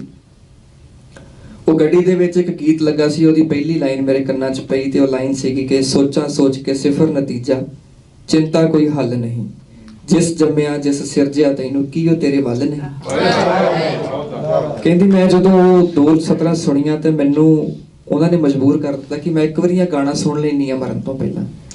ਕਹਿੰਦੀ ਮੈਂ ਉਸੇ ਪੁਲ ਤੇ ਲੱਤਾਂ ਲਟਕਾ ਕੇ ਬਹਿ ਗਈ, ਆਪਣਾ ਫੋਨ ਕੱਢਿਆ ਤੇ ਗਾਣਾ ਖੋਜਣ ਵਾਸਤੇ ਜਦੋਂ ਮੈਂ ਕਹਿੰਦੀ ਆਪਣਾ ਖੋਲਿਆ, ਜੋ ਵੀ ਉਹਨੇ YouTube ਜਾਂ Spotify ਜੋ ਵੀ ਖੋਲਿਆ ਹੋਊਗਾ, ਕਹਿੰਦੀ ਉਹਦੇ ਸਭ ਤੋਂ ਉੱਪਰ ਹੀ ਗਾਣਾ ਦੱਸਿਆ। ਇਸ ਤੋਂ ਪਹਿਲਾਂ ਕਹਿੰਦੀ ਮੈਂ ਸੁਣਿਆ ਨਹੀਂ ਸੀ, ਸਰਚ ਨਹੀਂ ਕੀਤਾ ਸੀ, ਪਰ ਕੁਦਰਤ ਨੇ ਇਦਾਂ ਕਰਨਾ ਸੀ ਸ਼ਾਇਦ। ਉਹ ਫੋਨ ਦੀ ਸਕਰੀਨ ਤੇ ਕਹਿੰਦੀ ਗਾਣਾ ਆਇਆ, ਤੇ ਮੈਂ 4 ਘੰਟੇ ਲੱਤਾਂ ਲਟਕਾ ਕੇ ਉਸੇ ਪੁਲ ਤੇ ਬੈਠ ਕੇ ਉਹ ਗਾਣਾ ਸੁਣਦੀ ਰਹੀ। ਉਹ ਗਾਣਾ ਸੁਣਨ ਤੋਂ ਬਾਅਦ ਕਹਿੰਦੀ ਮੈਂ ਵਾਪਸ ਆਪਣੀ ਜ਼ਿੰਦਗੀ ਨੂੰ ਪਰਤ ਸਕੀ ਹਾਂ। ਅੱਛਾ, ਉਸ ਕੁੜੀ ਨੇ ਨਾ ਆਪਣਾ ਨਾਂ ਦੱਸਿਆ, ਨਾ ਕਦੀ ਮੈਂ ਉਹਨੂੰ ਦੇਖਿਆ, ਨਾ ਉਹਨੇ ਮਿਲਣ ਦੀ ਭਾਵਨਾ ਪ੍ਰਗਟਾਈ। ਉਹਨੇ ਸਿਰਫ ਇੱਕੋ ਗੱਲ ਕਹੀ ਕਿ ਮੈਂ ਤੁਹਾਨੂੰ ਸਿਰਫ ਇਹਨਾਂ ਦੱਸਣਾ ਸੀ ਕਿ ਇਹ ਜ਼ਿੰਦਗੀ ਹੁਣ ਤੁਹਾਡੀ ਦੇਣ ਆ। ਸਾਹਮਣੇ ਮੈਂ ਇਸ ਕਰਕੇ ਨਹੀਂ ਆਉਣਾ ਚਾਹੁੰਦੀ ਕਿਉਂਕਿ ਮੈਂ ਆਪਣੇ ਆਪ ਨੂੰ ਰੋਕ ਨਹੀਂ ਸਕਾਂਗੀ, ਔਰ ਤੁਹਾਡੀ ਜ਼ਿੰਦਗੀ ਦੀਆਂ ਆਪਣੀਆਂ ਮਜਬੂਰੀਆਂ ਹੋਣਗੀਆਂ, ਇਸ ਕਰਕੇ ਮੈਂ ਕਦੀ ਤੁਹਾਡੇ ਸਾਹਮਣੇ ਨਹੀਂ ਆਉਂਗੀ। ਪਰ ਮੈਂ ਸਿਰਫ ਇਹਨਾਂ ਦੱਸਣਾ ਸੀ ਕਿ ਕੁਝ ਵੀ ਹੋ ਜਾਏ, ਤੁਹਾਨੂੰ ਕਿੰਨੀ ਵੀ ਗਰੀਬੀ ਦਾ ਸਾਹਮਣਾ ਕਰਨਾ ਪਏ, ਪਰ ਇਹੋ ਜਿਹੇ ਗੀਤ ਲਿਖਣੇ ਬੰਦ ਨਾ ਕਰਿਓ। ਤੁਹਾਨੂੰ ਨਹੀਂ ਪਤਾ ਕਿ ਕਈ ਵਾਰੀ ਤੁਹਾਡੇ ਮੂੰਹ ਚੋਂ ਨਿਕਲਿਆ ਬੋਲ ਕਿਸੇ ਦੀ ਜ਼ਿੰਦਗੀ ਬਚਾ ਸਕਦਾ। ਸੋ ਉਹ ਗੀਤ ਉਸ ਦਿਨ ਮੈਨੂੰ ਲੱਗਿਆ ਕਿ ਹਾਂ, ਕੁਦਰਤ ਨੇ ਮੇਰੇ ਕੋਲੋਂ ਕੁਝ ਬਹੁਤ ਚੰਗਾ ਕਰਵਾ ਲਿਆ। ਸਾਨੂੰ ਕਈ ਵਾਰੀ ਪਤਾ ਨਹੀਂ ਹੁੰਦਾ ਕਿਹੜੀ ਚੀਜ਼ ਦਾ ਮਕਸਦ ਕੀ ਹੁੰਦਾ। ਤੇ ਉਹ ਗੀਤ ਮੈਂ ਜੀ ਸ਼ੁਰੂ ਜਦੋਂ ਕਾਲਜ ਪੜ੍ਹਦਾ ਸੀ, ਕਾਲਜ ਦੇ ਫਸਟ ਈਅਰ 'ਚ ਮੈਂ ਸ਼ੁਰੂ ਕੀਤਾ ਸੀ ਉਹ ਗੀਤ। ਤੇ ਕਾਫੀ ਸਮਾਂ ਬਾਅਦ, ਮਤਲਬ 6-7 ਸਾਲ ਬਾਅਦ ਇੱਕ ਫਿਲਮ ਸੀਗੀ ਸਾਡੀ, ਦਾਣਾ ਪਾਣੀ ਫਿਲਮ ਦਾ ਨਾਮ ਸੀਗਾ ਜੀ, ਜਿੰਮੀ ਸ਼ੇਰਗਿੱਲ ਜੀ ਨੇ ਕੰਮ ਕੀਤਾ ਸੀ ਉਸ ਫਿਲਮ ਦੇ ਵਿੱਚ। ਤਾਂ ਉਹ ਫਿਲਮ ਦੀ ਜਦੋਂ ਸਿਚੁਏਸ਼ਨ ਮੈਨੂੰ ਦੱਸੀ ਗਈ ਤਾਂ ਉਹ ਗੀਤ ਕੁਦਰਤੀ ਉਹਦੇ 'ਚ ਢੁੱਕ ਗਿਆ। ਤਾਂ ਉਹ ਗੀਤ ਉਹ ਹਿੱਟ ਵੀ ਬਹੁਤ ਹੋਇਆ ਜੀ। ਉਹ ਗੀਤ ਮੈਂ ਤੁਹਾਡੀ ਨਜ਼ਰ ਕਰਦਾ। ਸੋਚਾਂ ਸੋਚ ਕੇ ਸਿਫਰ ਨਤੀਜਾ, ਚਿੰਤਾ ਕੋਈ ਹੱਲ ਨਹੀਂ, ਜਿਸ ਜੰਮਿਆ ਜਿਸ ਸਿਰਜਿਆ ਤੈਨੂੰ ਕੀ ਉਹ ਤੇਰੇ ਵੱਲ ਨਹੀਂ। ਨਜ਼ਰ ਮਿਹਰ ਦੀ ਰੱਖੇ ਤੇਰੇ ਤੇ, ਓਲੇ ਕਰਦਾ ਪਲ ਨਹੀਂ। ਉਹ ਰੋਟੀ ਤੇਰੀ ਥੁੜਨ ਨਹੀਂ ਦਿੰਦਾ, ਰੋਟੀ ਦੀ ਕੋਈ ਗੱਲ ਨਹੀਂ। ਦਾਣਾ ਪਾਣੀ ਓਏ ਚੰਨਾ ਤੈ ਜਗ ਦਾ, ਸਭ ਜੀ ਉਸ ਦੇ ਤੇ ਉਹ ਹੈ ਸਭ ਦਾ। ਦਾਣਾ ਪਾਣੀ ਓਏ ਕਿਸੇ ਲੁੱਟ ਨਹੀਂ ਲੈਣਾ, ਤੇਰਾ ਥੁੜਦਾ ਨਹੀਂ ਓ ਤੇ ਵਾਧੂ ਕੋਲ ਨਹੀਂ ਰਹਿਣਾ। ਤੇਰਾ ਥੁੜਦਾ ਨਹੀਂ ਓ ਤੇ ਵਾਧੂ ਕੋਲ ਨਹੀਂ ਰਹਿਣਾ। ਬਸ ਕਬਰਾਂ ਤੱਕ ਦੇ ਸਫ਼ਰ ਮਕਾਉਣੇ ਤੇ ਕੀ ਖੇਡ ਤਮਾਸ਼ੇ। ਬਸ ਕਬਰਾਂ ਤੱਕ ਦੇ ਸਫ਼ਰ ਮਕਾਉਣੇ ਤੇ ਕੀ ਖੇਡ ਤਮਾਸ਼ੇ। ਕਈ ਕਈ ਰੋਣੇ ਕਈ ਕਈ ਖੁਸ਼ੀਆਂ ਕਈ ਕਈ ਸੱਜਣਾ ਹਾਸੇ ਇਹ ਨਹੀਂ ਮਿਲਿਆ ਉਹ ਨਹੀਂ ਮਿਲਿਆ ਕਰਨਾ ਪਿੱਟ ਸਿਆਪੇ ਦੁਨੀਆ ਤੇ ਭੇਜਣ ਵਾਲਾ ਬੰਦਿਆ ਸੰਭੂ ਤੈਨੂੰ ਆਪੇ ਦਾਣਾ ਪਾਣੀ ਓਏ ਕੈਸੀ ਹੈ ਖੁਮਾਰੀ ਦਾਤੇ ਨਾਲੋਂ ਵੱਧ ਕੇ ਦਾਤ ਹੋਈ ਪਿਆਰੀ ਦਾਣਾ ਪਾਣੀ ਓਏ ਚੰਨਾ ਤੈ ਜਗ ਦਾ ਸਭ ਜੀ ਉਸ ਦੇ ਤੇ ਉਹ ਹੈ ਸਭ ਦਾ ਦਾਣਾ ਪਾਣੀ ਓਏ ਕਿਸੇ ਲੁੱਟ ਨਹੀਂ ਲੈਣਾ ਤੇਰਾ ਥੁੜਦਾ ਨਹੀਂ ਓ ਤੇ ਵਾਧੂ ਕੋਲ ਨਹੀਂ ਰਹਿਣਾ ਸ਼ੁਕਰੀਆ ਜਿਹੜੇ ਤੁਹਾਡੇ ਲਿਖੇ ਗਾਣੇ ਬਹੁਤ ਸਾਰਾ ਹੋ ਸਕਦਾ ਸਾਨੂੰ ਨਾ ਪਤਾ ਹੋਵੇ ਜਿਹੜੇ ਦੂਜਿਆਂ ਨੇ ਗਾਏ ਔਰ ਬੜੇ ਉਹਨਾਂ ਦੀ ਚੜ੍ਹਤ ਹੋਈ ਉਹਨਾਂ ਚ ਕਿਹੜੇ ਕਿਹੜੇ ਨੇ ਜਿਹੜੇ ਗਾਣੇ ਦੀ ਚੜ੍ਹਤ ਵੀ ਬੜੀ ਹੋਈ ਤੇ FIRs ਵੀ ਬਹੁਤ ਹੋਈਆਂ ਫਿਰ ਤੇ ਹਾਂ ਹੋ ਸੁਣਾਉਣਾ ਤੁਹਾਨੂੰ ਅੱਛਾ ਇਹ ਕਿਤੇ ਵੀ ਕਰਾਣੀ ਉਹ ਕੋਈ ਨਾ ਅੱਛਾ। ਕੀ ਫਰਕ ਪੈਂਦਾ ਜੀ। ਮੈਂ ਮੈਨੂੰ ਕਿਸੇ ਨੇ ਕਿਹਾ ਕਹਿੰਦਾ ਤੈਨੂੰ ਡਰ ਨਹੀਂ ਲੱਗਦਾ ਜੇ ਤੈਨੂੰ ਜੇਲ੍ਹ ਕਰ ਦੇਣਗੇ ਮੈਂ ਕਿਹਾ ਕਿੰਨਾ ਸੌਖਾ ਹੋ ਜਾਣਾ ਰੋਟੀ ਮਿਲੀ ਜਾਣੀ ਆਪਾਂ ਖਾਈ ਜਾਣਾ ਦੂਜਾ ਕੰਮ ਕੀ ਰਹਿ ਜਾਣਾ ਹੈ ਨਾ ਸੋ ਗੀਤ ਸੀਗਾ ਜੀ ਕਿ कैसी तेरी मत लोका कैसी तेरी बोधिया भुखियां लई मुक्कियां ते पत्थरां लई दोधिया जे मैं सच बहुता बोलिया ते मच जाना योधिया गरीबड़े दी छो माड़ी गऊ दा मूत शोधिया कैसी तेरी मत लोका कैसी तेरी बोधिया भुखियां लई मुक्कियां ते पत्थरां लई दोधिया जे मैं सच बहुता बोलिया ते मच जाना योधिया गरीबड़े दी छो माड़ी गऊ दा मूत शोधिया ओ चलो मन्निया भी तकड़ाए तेरा अपना गरूरिया जे मैं माड़े घर जम्मिया ते मेरा की कसूरिया जे मैं माड़े घर जम्मिया ते मेरा की कसूरिया गातरे जनेऊ ते क्रॉस गल पा ले विचारे अपनाए ना ते बाणे अपना ले ते चौधरा दे भुखियां असूल सारे खा ले ओ गोता अनुसार गुरुद्वारे भी बना ले तन्ने भगत रविदास जी दी बाणी नूं नकारो पहला सोच नीवियां दी नीवी कहना फेर मंजूरिया जे मैं सच बहुता बोलिया ते मच जाना योधिया गरीबड़े दी छो माड़ी गऊ दा मूत शोधिया ओ मन्निया भी तकड़ा है तेरा अपना गरूरिया जे मैं माड़े घर जम्मिया ते मेरा की कसूरिया शुक्रिया जदों कलाकारी खास करके ना एक इदां दी चीज़ है मैं हमेशा महसूस करदा कि जिहड़ी ऑडियंस हुंदी ना वो बच्चे वर्गी हुंदी ਅਸੀਂ ਆਪਣੇ ਬੱਚੇ ਨੂੰ ਕਦੀ ਵੀ ਕੋਈ ਗਲਤ ਚੀਜ਼ ਖਾਣ ਨਹੀਂ ਦਿੰਦੇ ਅਸੀਂ ਹਮੇਸ਼ਾ ਇਸ ਗੱਲ ਦਾ ਖਿਆਲ ਰੱਖਦੇ ਕਿ ਆਪਣੇ ਬੱਚੇ ਦੇ ਹੱਥ ਵਿੱਚ ਅਸੀਂ ਕੀ ਫੜਾਉਂਦੇ ਆ ਉਹ ਕਿਹੜੀ ਚੀਜ਼ ਨਾਲ ਖੇਡਦਾ ਕਿਹੜੀ ਥਾਂ ਤੇ ਜਾਂਦਾ ਕੀ ਖਾਂਦਾ ਕੀ ਪੀਂਦਾ ਕਲਾਕਾਰ ਨੂੰ ਵੀ ਇਹੀ ਇੱਕ ਵਰਤਾਰਾ ਰੱਖਣਾ ਚਾਹੀਦਾ ਹੈ ਇਹੀ ਇੱਕ ਕ੍ਰਾਈਟੇਰੀਆ ਰੱਖਣਾ ਚਾਹੀਦਾ ਹੈ ਆਪਣੇ ਆਰਟ ਨੂੰ ਕਲਾਸੀਫਾਈ ਕਰਨ ਵਾਸਤੇ ਕਿ ਕੀ ਇਹ ਆਰਟ ਸਮਾਜ ਨੂੰ ਚੰਗੇ ਪਾਸੇ ਲੈ ਕੇ ਜਾ ਰਿਹਾ ਕਿ ਬੁਰੇ ਪਾਸੇ ਲੈ ਕੇ ਜਾ ਰਿਹਾ ਜੇ ਤਾਂ ਗੱਲ ਕੱਲੀ ਸ਼ੋਹਰਤ ਹਾਸਲ ਕਰਨ ਦੀ ਫਿਰ ਤਾਂ ਕੋਈ ਕਾਨੂੰਨ ਨਹੀਂ ਹੈ ਕੋਈ ਕੁਝ ਨਹੀਂ ਹੈ ਜੋ ਹੈ ਸੋ ਚੱਲੀ ਜਾਏ ਪਰ ਜੇ ਜ਼ਮੀਰ ਜਾਗਦਾ ਹੋਵੇ ਤਾਂ ਫਿਰ ਇਸ ਗੱਲ ਦਾ ਅਹਿਸਾਸ ਰਹਿਣਾ ਬੜਾ ਜ਼ਰੂਰੀ ਹੈ ਕਿ ਮੇਰੇ ਇਸ ਗੀਤ ਨਾਲ ਮੈਂ ਹਮੇਸ਼ਾ ਜੀ ਕੋਈ ਸ਼ੋਅ ਵੀ ਹੋਵੇ ਇਹ ਘਰ ਦੇ ਵਿੱਚ ਮੈਨੂੰ ਸਿਖਾਇਆ ਗਿਆ ਸੀ ਕੋਈ ਸ਼ੋਅ ਹੋਵੇ ਨਾ ਤਾਂ ਸ਼ੋਅ ਦੀ ਜਦੋਂ ਮੈਂ ਅਰਦਾਸ ਕਰਦਾ ਤਾਂ ਮੇਰੇ ਬੋਲ ਇਹ ਹੁੰਦੇ ਨੇ ਕਿ ਇਹ ਜਿਹੜਾ ਅੱਜ ਦਾ ਸ਼ੋਅ ਹੈ ਸਰਬੱਤ ਦੇ ਭਲੇ ਵਾਸਤੇ ਹੋਵੇ ਇਹਦੇ ਚੋਂ ਕਿਸੇ ਦਾ ਨੁਕਸਾਨ ਨਾ ਹੋਵੇ ਇਹਦੇ ਚੋਂ ਕਿਸੇ ਦਾ ਦਿਲ ਨਾ ਦੁਖੇ ਇਹਦੇ ਚੋਂ ਮੁਹੱਬਤਾਂ ਦੀ ਇੱਕ ਲਹਿਰ ਨਿਕਲੇ ਮੁਹੱਬਤਾਂ ਹੀ ਵੰਡੀਆਂ ਜਾਣ ਤਾਂ ਉਹ ਜੇ ਸਾਰੇ ਕਲਾਕਾਰ ਆਪਣੀ ਇਹ ਡਿਊਟੀ ਸਮਝ ਲੈਣ ਤੇ ਹਾਕਮਾਂ ਨੂੰ ਵੀ ਇਸ ਗੱਲ ਦਾ ਡਰ ਹੋਵੇ ਕਿ ਜੇ ਅਸੀਂ ਮਾੜੀ ਜੀ ਵੀ ਕੋਈ ਗਲਤੀ ਕੀਤੀ ਤੇ ਸਾਡਾ ਕੱਚਾ ਚੱਠਾ ਜਿਹੜਾ ਇਹਨਾਂ ਨੇ ਬੋਲ ਕੇ ਪਾ ਦੇਣਾ। ਪਿੰਡ ਦੇ ਸਰਪੰਚਾਂ ਦੀ ਜੇ ਮੈਂ ਐਗਜ਼ਾਮਪਲ ਲਵਾਂ ਨਾ, ਪਿੰਡ ਦੇ ਸਰਪੰਚ ਨੂੰ ਕਿੰਨੀ ਗ੍ਰਾਂਟ ਆਉਂਦੀ ਹੈ, ਉਹਨੂੰ ਪੁੱਛਣ ਵਾਲਾ ਜੇ ਕੋਈ ਨਾ ਹੋਵੇ ਉਹ ਆਪਣੇ ਹਿਸਾਬ ਨਾਲ ਖਰਚ ਦਿੰਦਾ। ਪਰ ਜੇ ਉਹਨੂੰ 10 ਬੰਦੇ ਪੁੱਛਣ ਵਾਲੇ ਹੋਣ ਨਾ ਪਿੰਡ 'ਚ ਵੀ ਸਰਪੰਚ ਸਾਹਿਬ ਗ੍ਰਾਂਟ ਇੰਨੀ ਆਈ ਸੀ, ਕਿੱਥੇ ਕਿੱਥੇ ਲੱਗੀ ਹੈ, ਤੇ ਉਹ ਵੀ ਖਰਚਣ ਲੱਗਾ ਸੋਚਦਾ ਹੈ। ਉਹਨੂੰ ਵੀ ਕੰਨ ਹੋ ਜਾਂਦੇ ਨੇ ਕਿ ਹਾਂ ਆਈ ਸੀਗੀ ਤੇ ਮੈਨੂੰ ਤਰੀਕੇ ਦੇ ਨਾਲ ਮਿੱਥ ਕੇ ਮੈਨੂੰ ਇਹ ਗ੍ਰਾਂਟ ਜਿਹੜੀ ਹੈ ਵਰਤਣੀ ਪਊਗੀ, ਲੋਕਾਂ ਨੇ ਸਵਾਲ ਕਰਨਾ ਹੈ। ਸੋ ਮੈਨੂੰ ਇਹ ਲੱਗਦਾ ਕਿ ਆਡੀਅנס ਨੂੰ ਵੀ ਸਵਾਲ ਕਰਨਾ ਚਾਹੀਦਾ। ਸੈਂਸਰ ਬੋਰਡਸ ਦਾ ਜਿਹੜਾ ਕੰਮ ਸੀ ਉਹ ਤਾਂ ਨਹੀਂ ਹੋ ਰਿਹਾ, ਪਰ ਚਲੋ ਆਪਾਂ ਇਹ ਜਿਹੜੀ ਆਡੀਅנס ਹੈ ਇਹਨੂੰ ਹੀ ਸੈਂਸਰ ਬੋਰਡ ਵਾਂਗੂ ਕੰਮ ਕਰਨਾ ਪਊਗਾ।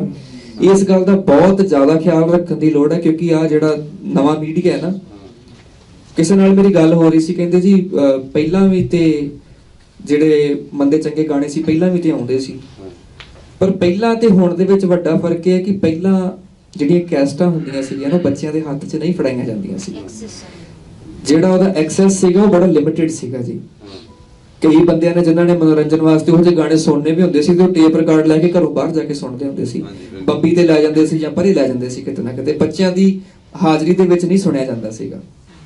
ਆ ਜਿਹੜਾ ਹੁਣ ਦਾ ਮੀਡੀਆ YouTube ਵਗੈਰਾ, ਉਹ ਬੱਚਿਆਂ ਨੂੰ ਕਈ ਵਾਰੀ ਮੈਂ ਦੇਖਿਆ ਉਹ ਸਿਰ ਵਾਹੁਣਾ ਹੁੰਦਾ ਨਾ ਸਾਡੇ ਉੱਥੇ, ਕਈ ਵਾਰੀ ਤੇ ਬੱਚੇ ਨੂੰ ਫੋਨ ਫੜਾ ਦਿੰਦੇ ਵੀ ਇਹ ਫੋਨ ਤੇ ਲੱਗਾ, ਚੱਲ ਬਾਕੀ ਕੰਮ ਕਰੀ ਚੱਲੋ। ਉਹ ਕੁਝ ਖਾਂਦਾ ਨਹੀਂ ਹੈ ਤਾਂ ਫੋਨ ਫੜਾ ਦਿੰਦੇ, ਉਹ ਨਹਾਉਂਦਾ ਨਹੀਂ ਹੈ ਤਾਂ ਉਹਨੂੰ ਫੋਨ ਫੜਾ ਕੇ ਕਹਿੰਦੇ ਵੀ ਚੱਲ ਤੂੰ ਫੋਨ ਤੇ ਕਾਰਟੂਨ ਦੇਖੀ ਜਾ। ਉਹ ਕੀ ਸਿੱਖ ਰਿਹਾ ਕੀ ਨਹੀਂ ਸਿੱਖ ਰਿਹਾ ਤੁਹਾਨੂੰ ਪਤਾ ਹੀ ਨਹੀਂ। ਉਹਦੇ ਆਈਡਲਸ ਉਦਾਂ ਦੇ ਹੋਣਗੇ, ਉਹਦੇ ਹੀਰੋਜ਼ ਉਦਾਂ ਦੇ ਹੋਣਗੇ। ਜਦੋਂ ਮੈਨੂੰ ਗਲ ਨਾਲ ਲਾਵੇਂ ਢੋਲਣਾ, ਜਦੋਂ ਮੈਨੂੰ ਗਲ ਨਾਲ ਲਾਵੇਂ ਢੋਲਣਾ, ਵੇ ਮੈਨੂੰ ਲੱਗਦਾ ਅੱਲਾ ਦੀ ਪਨਾਹ ਵਰਗਾ ਸਾਡਾ ਮਿਲਣਾ, ਹਾਏ ਸਾਡਾ ਮਿਲਣਾ, ਉਹ ਸਾਡਾ ਮਿਲਣਾ ਏ ਰਾਵੀ ਤੇ ਚਨਾ ਮਿਲਣਾ, ਸਾਡਾ ਮਿਲਣਾ। ਘੋਲ ਚੁੱਕੇ ਦਰਿਆਵਾਂ ਨੂੰ ਕੋਈ ਕਿੱਦਾਂ ਅੱਡ ਕਰੂਗਾ, ਤੇਰੇ ਹੱਕ 'ਚ ਦੁਆਵਾਂ ਮੈਥੋਂ ਵੱਧ ਕਿੱਦਾਂ ਕਰੂਗਾ। ਉਹ ਤੇਰਾ ਹਿਜਰ ਏ ਕਬਰਾਂ ਦੀ ਥਾਂ ਵਰਗਾ ਸਾਡਾ ਮਿਲਣਾ, ਹਾਏ ਸਾਡਾ ਮਿਲਣਾ, ਉਹ ਸਾਡਾ ਮਿਲਣਾ ਏ ਰਾਵੀ ਤੇ ਚਨਾ ਵਰਗਾ ਸਾਡਾ ਮਿਲਣਾ, ਹਾਏ ਸਾਡਾ ਮਿਲਣਾ। ਸੋ ਰੱਬ ਸ਼ੁਕਰ ਰੱਖੇ, ਰਾਵੀ ਕਾਂਗੜੇ ਚੋਂ ਪੁੰਗਰਦੀ ਹੈ, ਇੱਧਰ ਨੂੰ ਤੁਰਦੀ ਹੈ ਅਰਬ ਸਾਗਰ ਵੱਲ ਨੂੰ। ਉਧਰ ਵੀ ਰਾਵੀ ਨੂੰ ਗੰਦਲਾ ਕੀਤਾ ਗਿਆ, ਇੱਧਰ ਵੀ ਕੀਤਾ ਗਿਆ। ਤੇ ਰੱਬ ਸੁੱਖ ਰੱਖੇ, ਰੱਬ ਸੋਹਣਾ ਰਾਵੀ ਦਾ ਖਿਆਲ ਹਾਕਮਾਂ ਦੇ ਦਿਲ 'ਚ ਵੀ ਪਾਵੇ, ਕੱਲੀ ਰਾਵੀ ਦਾ ਨਹੀਂ, ਜਿੰਨੇ ਵੀ ਸਾਡੇ ਦਰਿਆ ਨੇ, ਜਿੰਨੇ ਸਾਡੇ ਨਾਲੇ ਨੇ, ਜਿਹੜਾ ਸਾਡਾ ਕੁਦਰਤੀ ਪਾਣੀ ਦਾ ਸੋਮਾ ਹੈ, ਉਹ ਸਾਰੇ ਵਾਸਤੇ ਅਸੀਂ ਜਾਗੀਏ। ਸਾਡੇ ਪੈਗੰਬਰਾਂ ਦੇ ਆਦੇਸ਼ ਵੀ ਨੇ, ਔਰ ਕੁਦਰਤ ਨੂੰ ਜੇ ਸਾਂਭਾਂਗੇ ਸ਼ਾਇਦ ਤਾਂ ਹੀ ਪੀੜ੍ਹੀਆਂ ਸਾਂਭੀਆਂ ਰਹਿਣੀਆਂ ਨੇ। ਸੋ ਰੱਬ ਸ਼ੁਕਰ। ਇੱਕ प्यार का नगमा है, मौजों की रवानी है, जिंदगी और कुछ भी नहीं, तेरी मेरी कहानी है, एक प्यार का नगमा है। ये गीत ना मेरे पेरेंट्स ਨੂੰ ਦੋਵਾਂ ਨੂੰ ਬੜਾ ਪਸੰਦ ਹੈ, ਉਸ ਕਰਕੇ ਮੈਨੂੰ ਬਹੁਤ ਖੂਬਸੂਰਤ ਲੱਗਾ। ਸ਼ੁਕਰੀਆ। ਤੇ ਪੁੱਛਣਾ ਚਾਹ ਰਿਹਾ ਸੀ, ਜਦ ਤੁਹਾਡਾ ਜਨਮ ਹੋਇਆ ਤੇ ਤੁਹਾਨੂੰ ਗੁਰਤੀ ਜਿਹੜੀ ਸੀਗੀ ਉਹ ਕਿਸ ਸ਼ਖਸੀਅਤ ਨੇ ਦਿੱਤੀ? ਬੜਾ ਹੀ ਅਨੋਖਾ ਸਵਾਲ ਹੈ ਜੀ। ਪਤਾ ਨਹੀਂ ਵੈਸੇ ਹੁਣ ਹੋਇਆ ਕੀ ਸੀਗਾ ਜੀ, ਜਦੋਂ ਮੈਂ ਜੰਮਿਆ ਨਾ, ਉਹ ਬੜੀ ਅਨੋਖੀ ਘਟਨਾ, ਉਹ ਮੈਂ ਪਤਾ ਹੀ ਨਹੀਂ ਲੱਗਣ ਦਿੱਤਾ ਕਦੋਂ ਜੰਮ ਪਿਆ। ਸੱਚੀ ਗੱਲ ਹੈ ਜੀ। ਮਾਤਾ ਜੀ ਕਰਫਿਊ ਲੱਗਾ ਸੀ ਜੀ। ਮਾਤਾ ਜੀ ਜਦੋਂ ਹਸਪੀਟਲ ਦਾਖਲ ਸੀਗੇ ਮੇਰੀ ਪੈਦਾਇਸ਼ ਦੇ ਸਮੇਂ, ਉਹਨਾਂ ਦਿਨਾਂ 'ਚ ਫੋਨ ਵਗੈਰਾ ਤਾਂ ਸੀਗੇ ਨਹੀਂ ਕਿ ਇਤਲਾਹ ਦਿੱਤੀ ਜਾ ਸਕੇ, ਤੇ ਨਾਨਾ ਜੀ ਤੇ ਨਾਨੀ ਜੀ ਕੋਲ ਸੀਗੇ, ਤੇ ਉਸ ਕਮਰੇ ਦੇ ਵਿੱਚ 3 ਘੜੀਆਂ ਸੀਗੀਆਂ ਜੀ। ਇੱਕ ਮੇਰੇ ਮਾਤਾ ਜੀ ਦੇ ਗੁੱਟ ਤੇ ਸੀ, ਇੱਕ ਡਾਕਟਰ ਦੇ ਗੁੱਟ ਤੇ ਸੀ, ਇੱਕ ਕੰਧ ਤੇ ਲੱਗੀ ਹੋਈ ਸੀ। ਉਹ ਜਦੋਂ ਮੈਂ ਜੰਮਿਆ ਤਾਂ ਉਹਨਾਂ ਟਾਈਮ ਨੋਟ ਕਰਨਾ ਸੀ, 3 ਘੜੀਆਂ ਬੰਦ ਸੀਗੀਆਂ ਜੀ। ਤੇ ਜਦੋਂ ਗੁੜਤੀ ਦੇਣ ਦੀ ਵਾਰੀ ਆਈ ਤੇ ਮੰਮੀ ਤੇ ਡਾਕਟਰ ਹੀ ਸੀਗੇ ਕਮਰੇ ਦੇ ਵਿੱਚ, ਨਾਨਾ ਜੀ ਦਵਾਈ ਲੈਣ ਗਏ ਹੋਏ ਸੀ ਤੇ ਨਾਨੀ ਜੀ ਫੋਨ ਕਰਨ ਗਏ ਹੋਏ ਸੀ ਕਿਸੇ ਐਸਟੀਡੀ ਤੋਂ ਸ਼ਾਇਦ, ਤੇ ਮੌਕੇ ਤੇ ਕੋਈ ਵੀ ਨਹੀਂ ਸੀਗਾ ਕੋਲੇ। ਤਾਂ ਮੈਨੂੰ ਗੁੜਤੀ ਜਿਹੜੀ ਸੀ ਉਹ ਡਾਕਟਰ ਮਧੂ ਸੀਗੇ ਜਿਨ੍ਹਾਂ ਨੇ ਮੇਰੀ ਪਦਾਇਸ਼ ਕੀਤੀ, ਉਹਨਾਂ ਨੇ ਮੈਨੂੰ ਗੁੜਤੀ ਦਿੱਤੀ ਸੀ। ਤੇ ਫਨਕਾਰ ਤੇ ਪੂਰੀ ਦੁਨੀਆ 'ਚ ਬੜੇ ਬੜੇ ਅੱਛੇ ਕਲਾਕਾਰ ਨੇ, ਲੇਕਿਨ ਅੱਛਾ ਇਨਸਾਨ ਹੋਣਾ ਬਹੁਤ ਜ਼ਰੂਰੀ ਹੈ। ਤੇ ਅਗਰ ਅੱਛਾ ਇਨਸਾਨ ਨਹੀਂ ਤੇ ਉਹਦੀ ਕਲਾ ਵੀ ਕੁਛ ਨਹੀਂ ਮੇਰੇ ਹਿਸਾਬ ਦੇ ਨਾਲ। ਤੇ ਜੋ ਇਹਨਾਂ ਨੇ ਕਿਹਾ ਵਾ, ਜੋ ਤੁਸੀਂ ਕਰਦੇ ਹੋ, ਅਗਰ ਤੁਸੀਂ ਅੱਛੀ ਕਾਮੇਡੀ ਕਰਦੇ ਹੋ, ਅੱਛੀ ਸ਼ਾਇਰੀ ਕਰਦੇ ਹੋ, ਅੱਛਾ ਗੀਤ ਗਾਉਂਦੇ ਹੋ, ਤੇ ਉਹ ਜਿਹੜੇ ਲੋਕ ਨੇ ਸੁਣਨ ਵਾਲੇ, ਉਹਨਾਂ ਨੂੰ ਤੁਸੀਂ ਬਹੁਤ ਵੱਡਾ ਇੱਕ ਮੈਸੇਜ ਦੇ ਰਹੇ ਹੋ। ਔਰ ਜਿਹੜਾ ਰੱਬ ਨੇ ਤੁਹਾਨੂੰ ਕਲਾ ਦਿੱਤੀ ਹੈ ਜਾਂ ਫਨ ਦਿੱਤਾ ਹੈ, ਅਗਰ ਤੁਸੀਂ ਇਮਾਨਦਾਰੀ ਨਾਲ ਲੋਕਾਂ ਤੱਕ ਪਹੁੰਚਾ ਰਹੇ ਹੋ ਤੇ ਉਹੀ ਤੁਹਾਡੀ ਕਾਮਯਾਬੀ ਹੈ, ਉਹੀ ਆਖਰਤ ਹੈ। ਤੇ ਤੁਸੀਂ ਬਹੁਤ ਵਧੀਆ ਕੰਮ ਕਰ ਰਹੇ ਹੋ ਜੀ, ਮਾਸ਼ਾਅੱਲਾ। ਤੇ ਇੱਕ ਗੀਤ ਤੁਸੀਂ ਮੈਨੂੰ ਸੁਣਾਉਣਾ ਜਿਹੜਾ ਮੈਨੂੰ ਬਹੁਤ ਪਸੰਦ ਹੈ ਜੀ, ਚੱਲ ਮੇਰਾ ਪੁੱਤ ਦੇ ਵਿੱਚ ਜਿਹੜਾ ਤੁਸੀਂ ਗਾਇਆ ਨਾ ਜੀ। ਹਾਂਜੀ। ਤੇ ਬਾਕੀ ਉਹ ਜਿਹੜੀ ਤੁਹਾਡੀ ਗੱਲ ਸੀ ਨਾ ਕਿ ਬੱਚਾ ਜਦੋਂ ਪੜ੍ਹਦਾ ਹੁੰਦਾ ਉਹ ਜੋ ਕਰਨਾ ਚਾਹਵੇ, ਮਾਂ-ਬਾਪ ਨੂੰ ਚਾਹੀਦਾ ਕਿ ਉਹਨੂੰ ਉਧਰ ਲਾ ਦੇਵੇ। ਕੋਈ ਮਿਊਜ਼ਿਕ, ਕੋਈ ਇੰਜੀਨੀਅਰ, ਕੋਈ ਡਾਕਟਰ, ਰੱਬ ਤੁਹਾਨੂੰ ਚੜ੍ਹਦੀ ਕਲਾ 'ਚ ਰੱਖੇ। ਹਜੇ ਤਾਂ ਤੁਸੀਂ ਕੁਝ ਵੀ ਨਹੀਂ ਕੀਤਾ, ਹਜੇ ਤਾਂ ਤੁਸੀਂ ਮਾਸ਼ਾਅੱਲਾ ਬਹੁਤ ਕੁਝ ਕਰਨਾ ਅੱਗੇ, ਕਿਉਂਕਿ ਜੇ ਯੰਗ ਹੋ ਤੁਸੀਂ ਬਿਲਕੁਲ ਨਹੀਂ। ਤੇ ਉਹ ਗਾਣਾ ਮੈਨੂੰ ਸੁਣਾ ਦਿਓ, ਚੱਲ ਮੇਰੇ ਪੁੱਤ ਵਾਲੇ।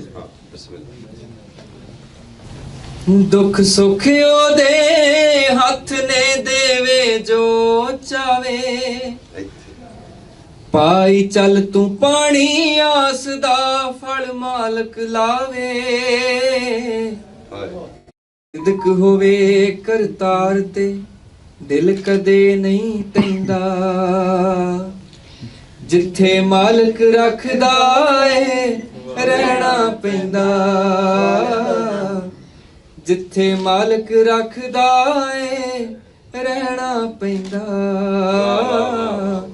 ਜਿੱਥੇ ਮੌਲਾ ਰੱਖਦਾ ਏ ਰਹਿਣਾ ਪੈਂਦਾ। ਦੇਸ ਹੋਵੇ ਪਰਦੇਸ ਹੋਵੇ, ਉਹ ਬਾਂਹ ਨਹੀਂ ਛੱਡਦਾ, ਦੁਨੀਆ ਬੂਹੇ ਪੇੜ ਦਿਓ ਰਸਤੇ ਕੱਢਦਾ, ਤੇ ਚੋਰਾ ਕਾ ਤੋਂ ਸੋਹਣਿਆ ਤੇਰੇ ਦਿਲ ਨੂੰ ਰਹਿੰਦਾ, ਜਿੱਥੇ ਮਾਲਕ ਰੱਖਦਾ ਏ ਰਹਿਣਾ ਪੈਂਦਾ, ਜਿੱਥੇ ਮੌਲਾ ਰੱਖਦਾ ਏ ਰਹਿਣਾ ਪੈਂਦਾ। ਮੇਰੇ ਮਨ ਦੀ ਇੱਕ ਬੜੀ ਅੰਦਰ ਜੇ ਇੱਕ ਰੀਝ ਰਹਿ ਗਈ ਕਿ ਮੇਰੀ ਮਾਂ ਬਹੁਤ ਚਾਹੁੰਦੀ ਸੀ ਕਿ ਮੈਂ ਕਲਾਕਾਰ ਬਣਾ, ਪਰ ਜਦੋਂ ਮੈਂ ਬਣਿਆ ਤਾਂ ਉਹ ਸੰਸਾਰ ਤੋਂ ਚਲੀ ਗਈ। ਤੇ ਮੇਰੇ ਮਨ 'ਚ ਬੜੀ ਹੈ ਕਿ ਕਿਤੇ ਕਿਸੇ ਸ਼ੋਅ ਦੇ ਵਿੱਚ ਗਾਉਂਦਾ ਹੁੰਦਾ, ਉਹ ਸਾਹਮਣੇ ਬੈਠ ਕੇ ਸੁਣਦੀ। ਉਹਨੇ ਇੱਕੋ ਵਾਰੀ ਸੁਣਿਆ ਮੈਨੂੰ, ਮੈਂ 10ਵੀਂ 'ਚ ਪੜ੍ਹਦਾ ਸੀ ਉਦੋਂ, ਤੇ ਉਦੋਂ ਉਹਨਾਂ ਨੇ ਮੈਨੂੰ ਸੁਣਿਆ ਤੇ ਮੈਂ ਭੰਗੜੇ ਵਾਲਾ ਗੀਤ ਗਾਇਆ ਸੀ, ਤੇ ਸਾਨੂੰ ਮਾਂ ਪੁੱਤਾਂ ਨੂੰ ਛੱਡ ਕੇ ਸਾਰੇ ਭੰਗੜਾ ਪਾ ਰਹੇ ਸੀ, ਅਸੀਂ ਰੋ ਰਹੇ ਸੀ ਦੋਵੇਂ। ਮੈਂ ਉਹ ਗੀਤ ਗਾਉਂਦਾ ਹੋਇਆ ਵੀ ਰੋ ਰਿਹਾ ਸੀ, ਉਹ ਸੁਣਦੀ ਹੋਈ ਵੀ ਰੋ ਰਹੀ ਸੀ। ਔਰ ਉਸ ਤੋਂ ਬਾਅਦ ਬਸ ਉਹ ਇੱਕ ਤਸਵੀਰ ਮੇਰੀ ਅੱਖਾਂ ਦੇ ਵਿੱਚ ਰਹਿ ਗਈ। ਮੈਂ 12ਵੀਂ 'ਚ ਸੀਗਾ ਜਦੋਂ ਉਹ ਚੜ੍ਹਾਈ ਕਰਕੇ ਸੰਸਾਰ ਤੋਂ, ਤੇ ਉਹ ਇੱਕ ਚੀਜ਼ ਬੜੀ ਮਨ ਦੇ ਵਿੱਚ ਰਹੀ। ਦੂਜੀ ਗੱਲ, ਜੇ ਕਿਸੇ ਕਲਾਕਾਰ ਨਾਲ ਮੈਨੂੰ ਕੋਲੈਬੋਰੇਸ਼ਨ ਦਾ ਨਾਲ ਗਾਉਂਦੀ ਹੈ, ਹਾਂ ਵਿੱਚ ਹੀ ਗਾਉਂਦੀ ਹੈ। ਮੈਂ ਤਾਂ ਅੱਗੇ ਕਹਿਣਾ ਹੁੰਦਾ ਕਿ ਮੇਰੀ ਕਲਾਕਾਰੀ ਤਾਂ ਮਾਂ ਤੇ ਉਸਤਾਦ ਦੀਆਂ ਜਿਹੜੀਆਂ ਲੋਰੀਆਂ ਸੀ ਨਾ, ਜਿਹੜਾ ਉਹਨਾਂ ਦਾ ਪਿਆਰ ਸੀ, ਉਹ ਚੋਂ ਨਿਕਲੀ। ਤੇ ਜੇ ਮੈਂ ਕਿਸੇ ਨਾਲ ਪਰਫਾਰਮ ਕਰਨਾ ਚਾਹਾਂ ਤੇ ਇੱਕ ਤਾਂ ਬੜਾ ਮਨ ਹੈ ਕਿ ਮੈਂ ਨੁਸਰਤ ਸਾਹਿਬ ਦੀਆਂ ਗੱਲਾਂ ਬੈਠ ਕੇ ਸੁਣਦਾ, ਲਤਾ ਮੰਗੇਸ਼ਕਰ ਜੀ ਦੇ ਕੋਲ ਬੈਠ ਕੇ ਮੈਂ ਇੱਕੋ ਮਮਤਾ ਦਾ ਨਿੱਘ ਲੈ ਸਕਦਾ।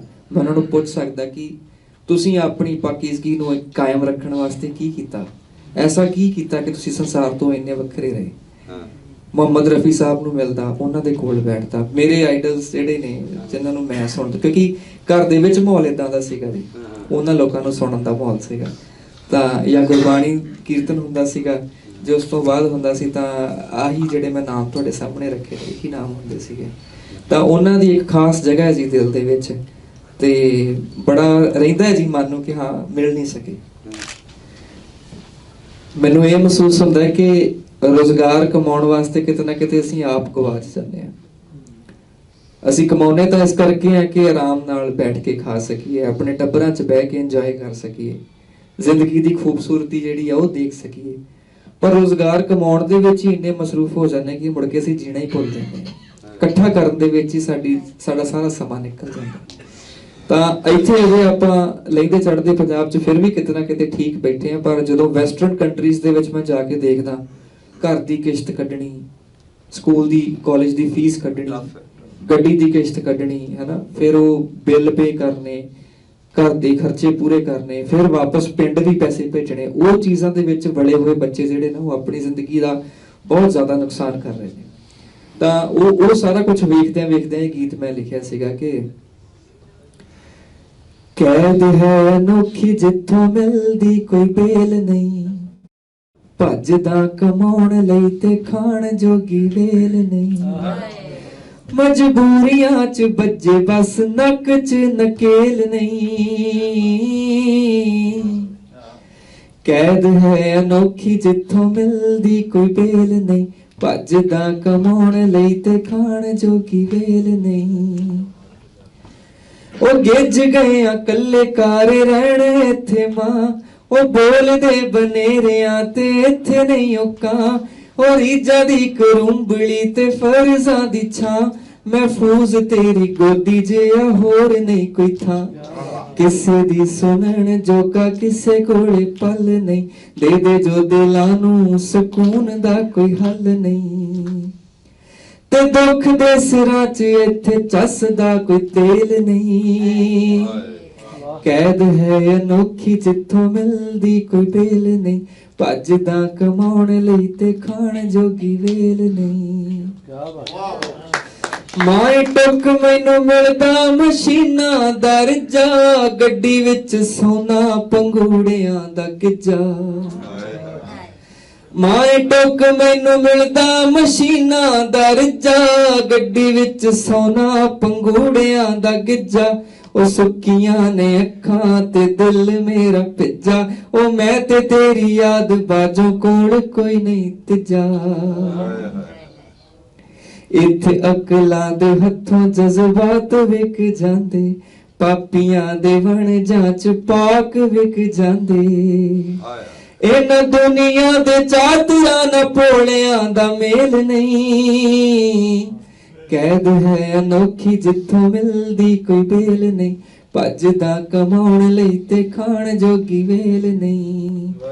ਓ ਮਾਂ ਮਾਏ ਮੇਰੀਏ, ਆਖ ਖਾਵਾਂ ਨੂੰ ਭੇਜ ਖਾਵਾਂ ਨੂੰ, ਆ ਕੇ ਮੈਨੂੰ ਲੈ ਜਾਣ ਕੋਲ ਤੇਰੇ। ਸ਼ੁਕਰੀਆ।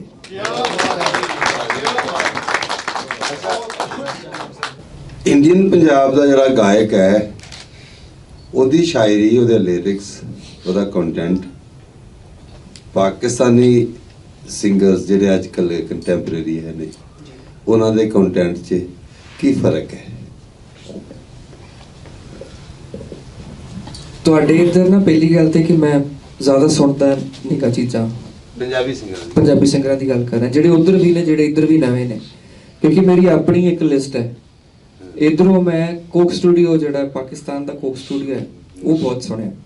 ਫਿਰ ਇੱਧਰ ਦੇ ਜਿਹੜੇ ਪੁਰਾਣੇ ਕਲਾਕਾਰ ਨੇ, ਜਿੱਦਾਂ ਸਾਈਂ ਮੁਸ਼ਤਾਕ, ਸਾਈਂ ਜ਼ਹੂਰ ਅਹਿਮਦ, ਹਾਮਿਦ ਅਲੀ ਬੇਲਾ, ਫਿਰ ਮਨਸੂਰ ਮਲੰਗੀ, ਤੁਫੈਲ ਨਿਆਜ਼ੀ, ਇਹ ਸਾਰੇ ਉਹ ਨਾਮ ਨੇ। ਸ਼ੌਕਤ ਅਲੀ ਸਾਹਿਬ, ਨੂਰ ਜਹਾਂ ਜੀ ਨੂੰ ਵੀ ਸੁਣਿਆ, ਰੇਸ਼ਮਾ ਜੀ ਨੂੰ ਸੁਣਿਆ। ਮੇਰੀ ਲਿਸਟ ਜਿਹੜੀ ਆ ਉਹ ਥੋੜੀ ਜੀ ਕਹਿ ਲੋ ਕਿ ਫਰਕ ਹੈ। ਮੈਨੂੰ ਹੁਣ ਕਰੰਟਲੀ ਨਹੀਂ ਪਤਾ ਕਿ ਇੱਥੇ ਸਜਾਦ ਅਲੀ ਜੀ ਦਾ, ਹਾਂਜੀ, ਉਹ ਗਾਣਾ ਜਿਹੜਾ ਸੀਗਾ ਇੱਕ, ਜੇ ਇੱਥੋਂ ਕਦੀ ਰਾਵੀ ਲੈ ਕੇ ਜਾਏ, ਹਾਂਜੀ, ਜੇ ਰਾਵੀ ਵਿੱਚ ਪਾਣੀ, ਉਹ ਗਾਣਾ ਮੈਨੂੰ ਸੋਹਣਾ ਲੱਗਦਾ ਜੀ। ਤਾਂ ਉਹ ਕੰਮ ਵੀ ਬਹੁਤ ਸੋਹਣਾ ਕਰ ਰਹੇ ਨੇ ਜੀ। ਤੇ ਕਿਸਾਨ ਅੰਦੋਲਨ ਦੀ ਜੇ ਗੱਲ ਕੀਤੀ ਜਾਵੇ ਨਾ, ਤਾਂ ਜੀ ਮੈਨੂੰ ਇਹ ਲੱਗਦਾ ਕਿ ਚੰਗੀਆਂ ਮਾੜੀਆਂ ਬਹੁਤ ਸਾਰੀਆਂ ਚੀਜ਼ਾਂ ਸੀਗੀਆਂ ਉਹਦੇ ਵਿੱਚ, ਦੋਵਾਂ ਪਾਸਿਆਂ ਤੋਂ ਸੀ, ਸਰਕਾਰ ਵਾਲੇ ਪਾਸਿਓਂ ਵੀ ਸੀ, ਸਾਡੇ ਵਾਲੇ ਪਾਸਿਓਂ ਵੀ ਬਹੁਤ ਉਣਤਾਈਆਂ ਰਹੀਆਂ ਨੇ। ਪਰ ਇੱਕ ਗੱਲ ਹੈ ਕਿ ਉਹ 'ਚ ਪਿਆਰ ਬੜਾ ਖੁੱਲਾ ਵਰਤਿਆ ਜੀ। ਉਸ ਐਜੀਟੇਸ਼ਨ ਦੇ ਵਿੱਚ ਰਹਿ ਕੇ ਮੈਂ ਇਹ ਮਹਿਸੂਸ ਕੀਤਾ ਹੈ ਕਿ ਬੰਦੇ ਨੂੰ ਨਾ ਬਾਕੀ ਚੀਜ਼ਾਂ ਨਾਲ ਬਹੁਤ ਘੱਟ ਫਰਕ ਪੈਂਦਾ, ਉਹਨੂੰ ਰੋਟੀ ਨਾਲ ਸਭ ਤੋਂ ਵੱਧ ਫਰਕ ਪੈਂਦਾ। ਜਦੋਂ ਉਹਦੀ ਥਾਲੀ 'ਚ ਲੱਤ ਵੱਜਦੀ ਹੈ ਨਾ ਜੀ, ਉਹ ਉਦੋਂ ਮਜ਼ਹਬ ਵੀ ਭੁੱਲ ਜਾਂਦਾ, ਉਦੋਂ ਜ਼ਾਤ ਵੀ ਭੁੱਲ ਜਾਂਦਾ, ਉਦੋਂ ਸਿਰਫ ਉਹਨੂੰ ਆਪਣੇ ਟੱਬਰ ਦੀ ਫਿਕਰ ਹੁੰਦੀ ਹੈ। ਸੋ ਸਾਨੂੰ ਕਿਸੇ ਨਾ ਕਿਸੇ ਤਰੀਕੇ ਇਹ ਕੋਸ਼ਿਸ਼ ਦੇ ਵਿੱਚ ਰਹਿਣਾ ਚਾਹੀਦਾ ਕਿ ਆਪਾਂ ਸਾਰਿਆਂ ਕੋਲ ਇੱਕ ਜੀ ਰੋਟੀ ਪਹੁੰਚਦੀ ਕਰ ਦਈਏ। ਤੁਸੀਂ ਇੱਕ ਗੱਲ ਦਾ ਅੰਦਾਜ਼ਾ ਲਾ ਕੇ ਦੇਖਿਓ, ਜਦੋਂ ਉੱਥੇ ਮੈਂ ਸਕੂਲਾਂ ਕਾਲਜਾਂ ਦੇ ਵਿੱਚ ਵੀ ਜਾਂਦਾ ਨਾ ਐਜ਼ ਅ ਗੈਸਟ ਲੈਕਚਰਰ, ਤਾਂ ਮੈਂ ਇੱਕ ਗੱਲ ਹਮੇਸ਼ਾ ਕਹਿੰਦਾ ਹੁੰਦਾ ਇੱਕ ਬੱਚੇ ਨੂੰ ਸਾਰੀਆਂ ਸੁੱਖ ਸਹੂਲਤਾਂ ਮਿਲ ਰਹੀਆਂ ਨੇ, ਉਹਨੂੰ ਚੰਗਾ ਖਾਣਾ ਮਿਲ ਰਿਹਾ ਹੈ, ਚੰਗੀ ਉਸਤਾਦ ਮਿਲ ਰਹੇ ਨੇ, ਚੰਗਾ ਸਕੂਲ ਮਿਲ ਰਿਹਾ ਹੈ, ਚੰਗੀ ਉਹਨੂੰ ਪਰਵਰਿਸ਼ ਮਿਲ ਰਹੀ ਹੈ। ਦੂਜਾ ਬੱਚਾ ਜਿਹਨੂੰ ਰਜਮੀ ਰੋਟੀ ਵੀ ਨਹੀਂ ਮਿਲ ਰਹੀ, ਸਕੂਲ ਦੇ ਨਾਂ ਤੇ ਵੀ ਕੁਝ ਖਾਸ ਨਹੀਂ ਹੈਗਾ, ਉਹ ਧੱਕਿਆਂ ਦੇ ਵਿੱਚ ਹੀ ਪਲ ਰਿਹਾ। ਉਹਨਾਂ ਦੋਵਾਂ ਦੇ ਇੰਟੈਲੈਕਟ ਨੂੰ ਤੁਸੀਂ ਕਿੱਦਾਂ ਕੰਪੇਅਰ ਕਰ ਸਕਦੇ ਹੋ? ਦੋਵਾਂ ਨੂੰ ਤੁਸੀਂ ਇੱਕ ਜਿਹਾ ਖਾਣ ਨੂੰ ਦਿਓ, ਇੱਕ ਜਿਹਾ ਪਾਉਣ ਨੂੰ ਦਿਓ, ਇੱਕ ਜਿਹਾ ਪੜ੍ਹਨ ਨੂੰ ਦਿਓ, ਫਿਰ ਦੇਖਾਂਗੇ ਨਾ ਦਿਮਾਗ ਕਿਹਦਾ ਰੋਸ਼ਨ ਹੈ। ਕੰਪੀਟੀਸ਼ਨ ਤੇ ਫਿਰ ਬਣਦਾ ਹੈ। ਇਹ ਤਾਂ ਕੰਪੀਟੀਸ਼ਨ ਹੀ ਬੜਾ ਅਨਈਵਨ ਹੈ ਕਿ ਇੱਕ ਪਾਸੇ ਸਾਰੀਆਂ ਸਹੂਲਤਾਂ ਨੇ, ਇੱਕ ਪਾਸੇ ਕੁਝ ਵੀ ਨਹੀਂ। ਦੂਜੀ ਗੱਲ, ਜਿਹੜੀ ਡਾਕਟਰੀ ਏਡ ਹੈ ਉਹਦੇ 'ਚ ਵੀ ਇਦਾਂ ਹੀ। ਸਰਕਾਰੀ ਹਸਪਤਾਲਾਂ 'ਚ ਚਲ ਜਾਓ ਤਾਂ ਲਾਈਨਾਂ ਦੀਆਂ ਲਾਈਨਾਂ ਲੱਗੀਆਂ ਹੁੰਦੀਆਂ ਨੇ, ਲੋਕ ਪਰੇਸ਼ਾਨ ਹੁੰਦੇ ਨੇ ਵਿਚਾਰੇ ਕਿ ਕਿਸੇ ਤਰੀਕੇ ਸਾਨੂੰ ਸੁੱਖ ਦਾ ਸਾਹ ਆ ਜਾਵੇ। ਦੂਜੇ ਪਾਸੇ ਇੱਕ ਪ੍ਰਾਈਵੇਟ ਬੰਦਾ, ਉਹ ਕਿਤੇ ਨਾ ਕਿਤੇ ਫੋਨ ਕਰ ਦੇਗਾ ਕਿਸੇ ਵੱਡੇ ਪ੍ਰਾਈਵੇਟ ਹਸਪੀਟਲ ਦੇ ਵਿੱਚ, ਪੈਸੇ ਵੀ ਹੈਗੇ ਨੇ। ਉਹ ਜਿਹੜੀ ਇੱਕ ਸਿਹਤ ਦੀ ਸਹੂਲਤ ਹੈ ਤੇ ਐਜੂਕੇਸ਼ਨ ਦੀ ਸਹੂਲਤ ਹੈ ਤੇ ਖਾਣੇ ਦੀ ਸਹੂਲਤ ਹੈ, ਉਹ ਸਿਰਫ ਭਾਵੇਂ ਇੰਨਾ ਹੀ ਤੈਅ ਕਰ ਲਏ ਕਿ ਬੱਚਿਆਂ ਤੱਕ ਤਾਂ ਇੱਕੋ ਜੀ ਪਹੁੰਚਦੀ ਕਰ ਲਈਏ। ਜੇ ਅਸੀਂ ਇੰਨੇ ਮਜ਼ਹਬਾਂ ਤੋਂ ਬਾਅਦ ਵੀ, ਇੰਨੇ ਸੂਫੀਆਂ ਤੋਂ ਬਾਅਦ ਚ ਵੀ, ਇੰਨੇ ਪੈਗੰਬਰਾਂ ਦੇ ਪੈਗਾਮਾਂ ਤੋਂ ਬਾਅਦ ਚ ਵੀ ਇੰਨੀ ਗੱਲ ਨਹੀਂ ਸਿੱਖ ਸਕੇ ਕਿ ਘੱਟੋ ਘੱਟ ਬਚਪਨ ਤਾਂ ਇਕਸਾਰ ਕਰ ਦਈਏ ਸਾਰਿਆਂ ਦਾ, ਫਿਰ ਅਸੀਂ ਸਿੱਖਿਆ ਕੀ ਹੈ? ਮੇਰੀ ਇੱਕ ਖੁਸ਼ਕਿਸਮਤੀ ਰਹੀ ਹੈ ਜੀ, ਮੈਂ ਹਰ ਥਾਂ ਤੇ ਘੁੰਮਦਾ ਫਿਰਦਾ ਬੜੀ ਆਜ਼ਾਦੀ ਨਾਲ। ਲੁਧਿਆਣੇ ਦੇ ਵਿੱਚ ਨਾ ਬੱਚੇ ਨਹੀਂ ਹੋ ਕਿਧਰੇ? ਨਹੀਂ, ਮੈਂ ਹੈਗਾ ਬੱਚਾ ਥੋੜਾ ਜਿਹਾ ਹਾਂ, ਪਰ ਉਹ ਮੈਂ ਫੋਨ ਬੰਦ ਹੋ ਗਿਆ ਫਿਰ ਮੈਂ ਆਜ਼ਾਦ ਹਾਂ। ਲੁਧਿਆਣੇ ਦੇ ਵਿੱਚ ਜੀ ਇੱਕ ਸ਼ਾਹੀ ਇਮਾਮ ਨੇ ਸਾਡੇ, ਮੈਂ ਉਹਨਾਂ ਦੇ ਕੋਲ ਉਹਨਾਂ ਦੇ ਦਫ਼ਤਰ 'ਚ ਬੈਠਾ ਸੀਗਾ, ਤਾਂ ਉਹਨਾਂ ਨੇ ਮੈਨੂੰ ਨਾ ਇੱਕ ਪ੍ਰਬੰਧ ਜਿਹੜਾ ਉਹ ਲੁਧਿਆਣੇ 'ਚ ਚਲਾ ਰਹੇ ਨੇ, ਉਹਨਾਂ ਨੇ ਮੈਨੂੰ ਦੱਸਿਆ। ਉਹਨਾਂ ਕੋਲ ਲੁਧਿਆਣੇ ਦੇ ਸਾਰੇ ਸ਼ਹਿਰੀਆਂ ਦੀ ਲਿਸਟ ਹੈ ਜਿੰਨੇ ਉੱਥੇ ਮੁਸਲਿਮਸ ਨੇ। ਉਹ ਕਹਿੰਦੇ ਕਿ ਉਹ ਸਾਰੀ ਲਿਸਟ ਦੇ ਵਿੱਚੋਂ ਅਸੀਂ ਦੇਖਦੇ ਹਾਂ ਕਿ ਕਿੰਨੇ ਬੱਚੇ ਨੇ ਸਾਡੇ ਕੋਲ ਇਨ ਟੋਟਲ। ਉਹ ਬੱਚਿਆਂ ਨੂੰ ਮਸਜਿਦ ਦੇ ਵਿੱਚ ਬੁਲਾਇਆ ਜਾਂਦਾ ਹੈ ਜੀ ਸ਼ਾਮ ਨੂੰ, ਇੱਕੋ ਜਿਹੇ ਉਹਨਾਂ ਦੇ ਕੱਪੜੇ ਨੇ, ਇੱਕੋ ਜਿਹਾ ਉਹਨਾਂ ਨੂੰ ਖਾਣ ਨੂੰ ਦਿੱਤਾ ਜਾਂਦਾ ਹੈ, ਇੱਕੋ ਹੀ ਉਸਤਾਦ ਉਹਨਾਂ ਨੂੰ ਸਿਖਾਉਣ ਵਾਲਾ ਹੈ। ਔਰ ਇਸ ਗੱਲ ਦੇ ਉੱਤੇ ਮਤਲਬ ਪ੍ਰੋਪਰਲੀ ਖਿਆਲ ਰੱਖਿਆ ਜਾਂਦਾ ਕਿ ਕਿਹੜੇ ਬੱਚੇ ਨੇ ਕਿੰਨਾ ਯਾਦ ਕਰ ਲਿਆ, ਕਿੰਨੇ ਸਫੇ ਤੇ ਹੈ, ਕਿੱਥੇ ਪਹੁੰਚਿਆ, ਕਿੱਥੇ ਨਹੀਂ ਪਹੁੰਚਿਆ, ਔਰ ਜਿਹੜਾ ਨਹੀਂ ਪਹੁੰਚ ਸਕਿਆ ਉਹ ਮੁੱਲਾ ਦੀ ਡਿਊਟੀ ਲਾਈ ਹੈ ਕਿ ਤੂੰ ਉਹਦੇ ਸਵੇਰੇ ਘਰ ਪਹੁੰਚ ਜਾਣਾ। ਉਹ ਜਿਹੜਾ ਉਹਨਾਂ ਨੇ ਪ੍ਰਬੰਧ ਇੱਕ ਜਾਂ ਸਾਰੇ ਬੱਚਿਆਂ ਲਈ ਕੀਤਾ ਹੋਇਆ, ਮੇਰੇ ਦਿਲ ਨੂੰ ਬੜੀ ਖੁਸ਼ੀ ਮਿਲੀ ਕਿ ਹਾਂ, ਜੇ ਬੱਚੇ ਸਿੱਖ ਰਹੇ ਨੇ, ਕਿਸੇ ਬੱਚੇ ਨੂੰ ਇਹ ਤਾਂ ਨਹੀਂ ਕਿ ਯਾਰ ਮੇਰੀ ਵਰਦੀ ਮਾੜੀ, ਯਾਰ ਇਹਦੀ ਕਿੰਨੀ ਸੋਹਣੀ ਵਰਦੀ ਹੈ, ਮੇਰਾ ਬੂਟ ਪਾਟਾ, ਯਾਰ ਇਹਦਾ ਬੂਟ ਚੰਗਾ। ਉਹ ਜਿਹੜਾ ਫਰਕ ਹੈ ਨਾ ਜੀ, ਉਹ ਬਚਪਨ ਦੇ ਵਿੱਚ ਜਦੋਂ ਦਿਮਾਗ 'ਚ ਬਹਿ ਜਾਂਦਾ ਸਾਰੀ ਉਮਰ ਨਹੀਂ ਨਿਕਲਦਾ ਜੀ। ਉਹ ਫਰਕ ਕੱਢਣਾ ਜੀ ਬਸ ਆਪਾਂ। ਮੈਂ ਇੱਥੇ ਵੀ ਦੇਖਿਆ ਸਾਡੇ ਦੋਵਾਂ ਮੁਲਕਾਂ ਦੇ ਵਿੱਚ ਨਾ, ਚਾਹੇ ਇੰਡੀਆ ਚਾਹੇ ਪਾਕਿਸਤਾਨ, ਦੋਵਾਂ 'ਚ ਪੈਸਾ ਬਹੁਤ ਹੈ, ਪੈਸੇ ਦੀ ਕਮੀ ਨਹੀਂ ਹੈਗੀ। ਪੈਸੇ ਦਾ ਚੱਕਰ ਕੀ ਹੈ ਵੀ ਉਹ ਇੱਕ ਥਾਂ ਤੇ ਜ਼ਿਆਦਾ ਇਕੱਠਾ ਹੋਇਆ ਪਿਆ, ਇੱਕ ਥਾਂ ਤੇ ਹੈ ਹੀ ਨਹੀਂ, ਵੰਡ ਨਹੀਂ ਸਹੀ ਹੈਗੀ। ਜਿਹੜਾ ਇੱਕ ਮੈਂਟਲੀ ਕੰਮ ਕਰ ਰਿਹਾ, ਕੰਪਿਊਟਰ ਤੇ ਬੈਠਾ ਬੰਦਾ ਉਹ ਚਲਾ ਕੇ ਕੰਮ ਕਰ ਰਿਹਾ, ਤਾਂ ਉਹਦੀ ਤੇ ਇੱਕ ਬੱਠਲ ਢੋਣ ਵਾਲੇ ਦੀ ਜਿਹੜੀ ਤਨਖਾਹ ਹੈ, ਉਹਦੇ 'ਚ ਜ਼ਮੀਨ ਅਸਮਾਨ ਦਾ ਫਰਕ ਹੈ ਜੀ। ਉਹ ਫਰਕ ਨੂੰ ਛੋਟਾ ਕਰ ਲਈਏ ਕਿਸੇ ਤਰੀਕੇ ਨਾਲ। ਇਹ ਸਾਨੂੰ ਸਾਡੇ ਨਿਜ਼ਾਮ ਦੇ ਨਾਲ ਗੱਲ ਕਰਨੀ ਪਊਗੀ ਕਿ ਉਹ ਜਿਹੜਾ ਫਰਕ ਹੈ ਨਾ, ਹੁਣ ਬਾਹਰਲੇ ਮੁਲਕਾਂ 'ਚ ਆਪਾਂ ਦੇਖਦੇ, ਜਿਹੜੇ ਮੇਰੇ ਮਿੱਤਰ ਉੱਥੇ ਚਾਹੇ ਪਲੰਬਰ ਦਾ ਕੰਮ ਕਰਦੇ ਨੇ, ਚਾਹੇ ਕੋਈ ਇਲੈਕਟ੍ਰੀਸ਼ੀਅਨ ਦਾ ਕੰਮ ਕਰਦਾ ਹੈ, ਜਾਂ ਕੰਸਟਰਕਸ਼ਨ ਦਾ ਕੰਮ ਵੀ ਕਰਦੇ ਨੇ, ਉਹ ਵੀ ਚੰਗੀਆਂ ਗੱਡੀਆਂ ਜਿਹੜੀਆਂ ਉਹ ਬਹੁਤ ਛੇਤੀ ਲੈ ਲੈਂਦੇ ਨੇ। ਪਰ ਇਹਨਾਂ ਮੁਲਕਾਂ 'ਚ ਕੀ ਅਸੀਂ ਸੋਚ ਸਕਦੇ ਹਾਂ ਕਿ ਇੱਕ ਬੱਠਲ ਢੋਣ ਵਾਲਾ ਬੰਦਾ ਗੱਡੀ ਦਾ ਸੁਪਨਾ ਵੀ ਲੈ ਲਵੇ? ਉਹ ਫਰਕ ਕੱਢਣਾ ਜੀ ਬਸ। ਉਹ ਫਰਕ ਜਦੋਂ ਮਿਟ ਗਿਆ ਨਾ, ਫਿਰ ਉਹ ਆਪਣੇ ਆਪ ਚੀਜ਼ਾਂ ਠੀਕ ਹੋਣ ਲੱਗ ਪੈਣੀਆਂ। ਜਦੋਂ ਬੰਦੇ ਰੱਜੇ ਹੋਣਗੇ ਨਾ, ਉਹ ਫਿਰ ਧਰਮ ਦੀ ਗੱਲ ਦੇ ਪਿੱਛੇ ਆ ਕੇ ਲੜਦੇ ਵੀ ਨਹੀਂ ਹੁੰਦੇ, ਉਹ ਫਿਰ ਅਧਿਆਤਮ ਦੇ ਪਿੱਛੇ ਤੁਰਦੇ ਹੁੰਦੇ ਆ।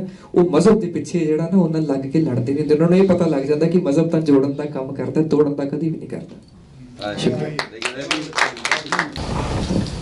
ਮੈਂ ਕੋਸ਼ਿਸ਼ ਕਰਦਾ ਰਹਿੰਦਾ ਜੀ ਜਿਵੇਂ ਕਿਵੇਂ ਆਪਣੇ ਆਰਟ ਦੇ ਜ਼ਰੀਏ ਜੇ ਮੈਂ ਲੋਕਾਂ ਦੀ ਗੱਲ ਕਰ ਸਕਦਾ। ਇੱਕ ਵਾਰੀ ਨਾ ਮੇਰੇ ਨਾਲ ਇਸ ਗੱਲ ਤੋਂ ਵੀ ਮੇਰੀ ਖਿਲਾਫਤ ਹੋਈ ਸੀ ਕਿ ਇੱਕ ਸ਼ੇਰ ਸੀਗਾ, ਮੈਂ ਇੱਦਾਂ ਲਿਖ ਕੇ ਸਿਰਫ ਇੰਸਟਾਗ੍ਰਾਮ ਤੇ ਪਾਇਆ ਸੀ।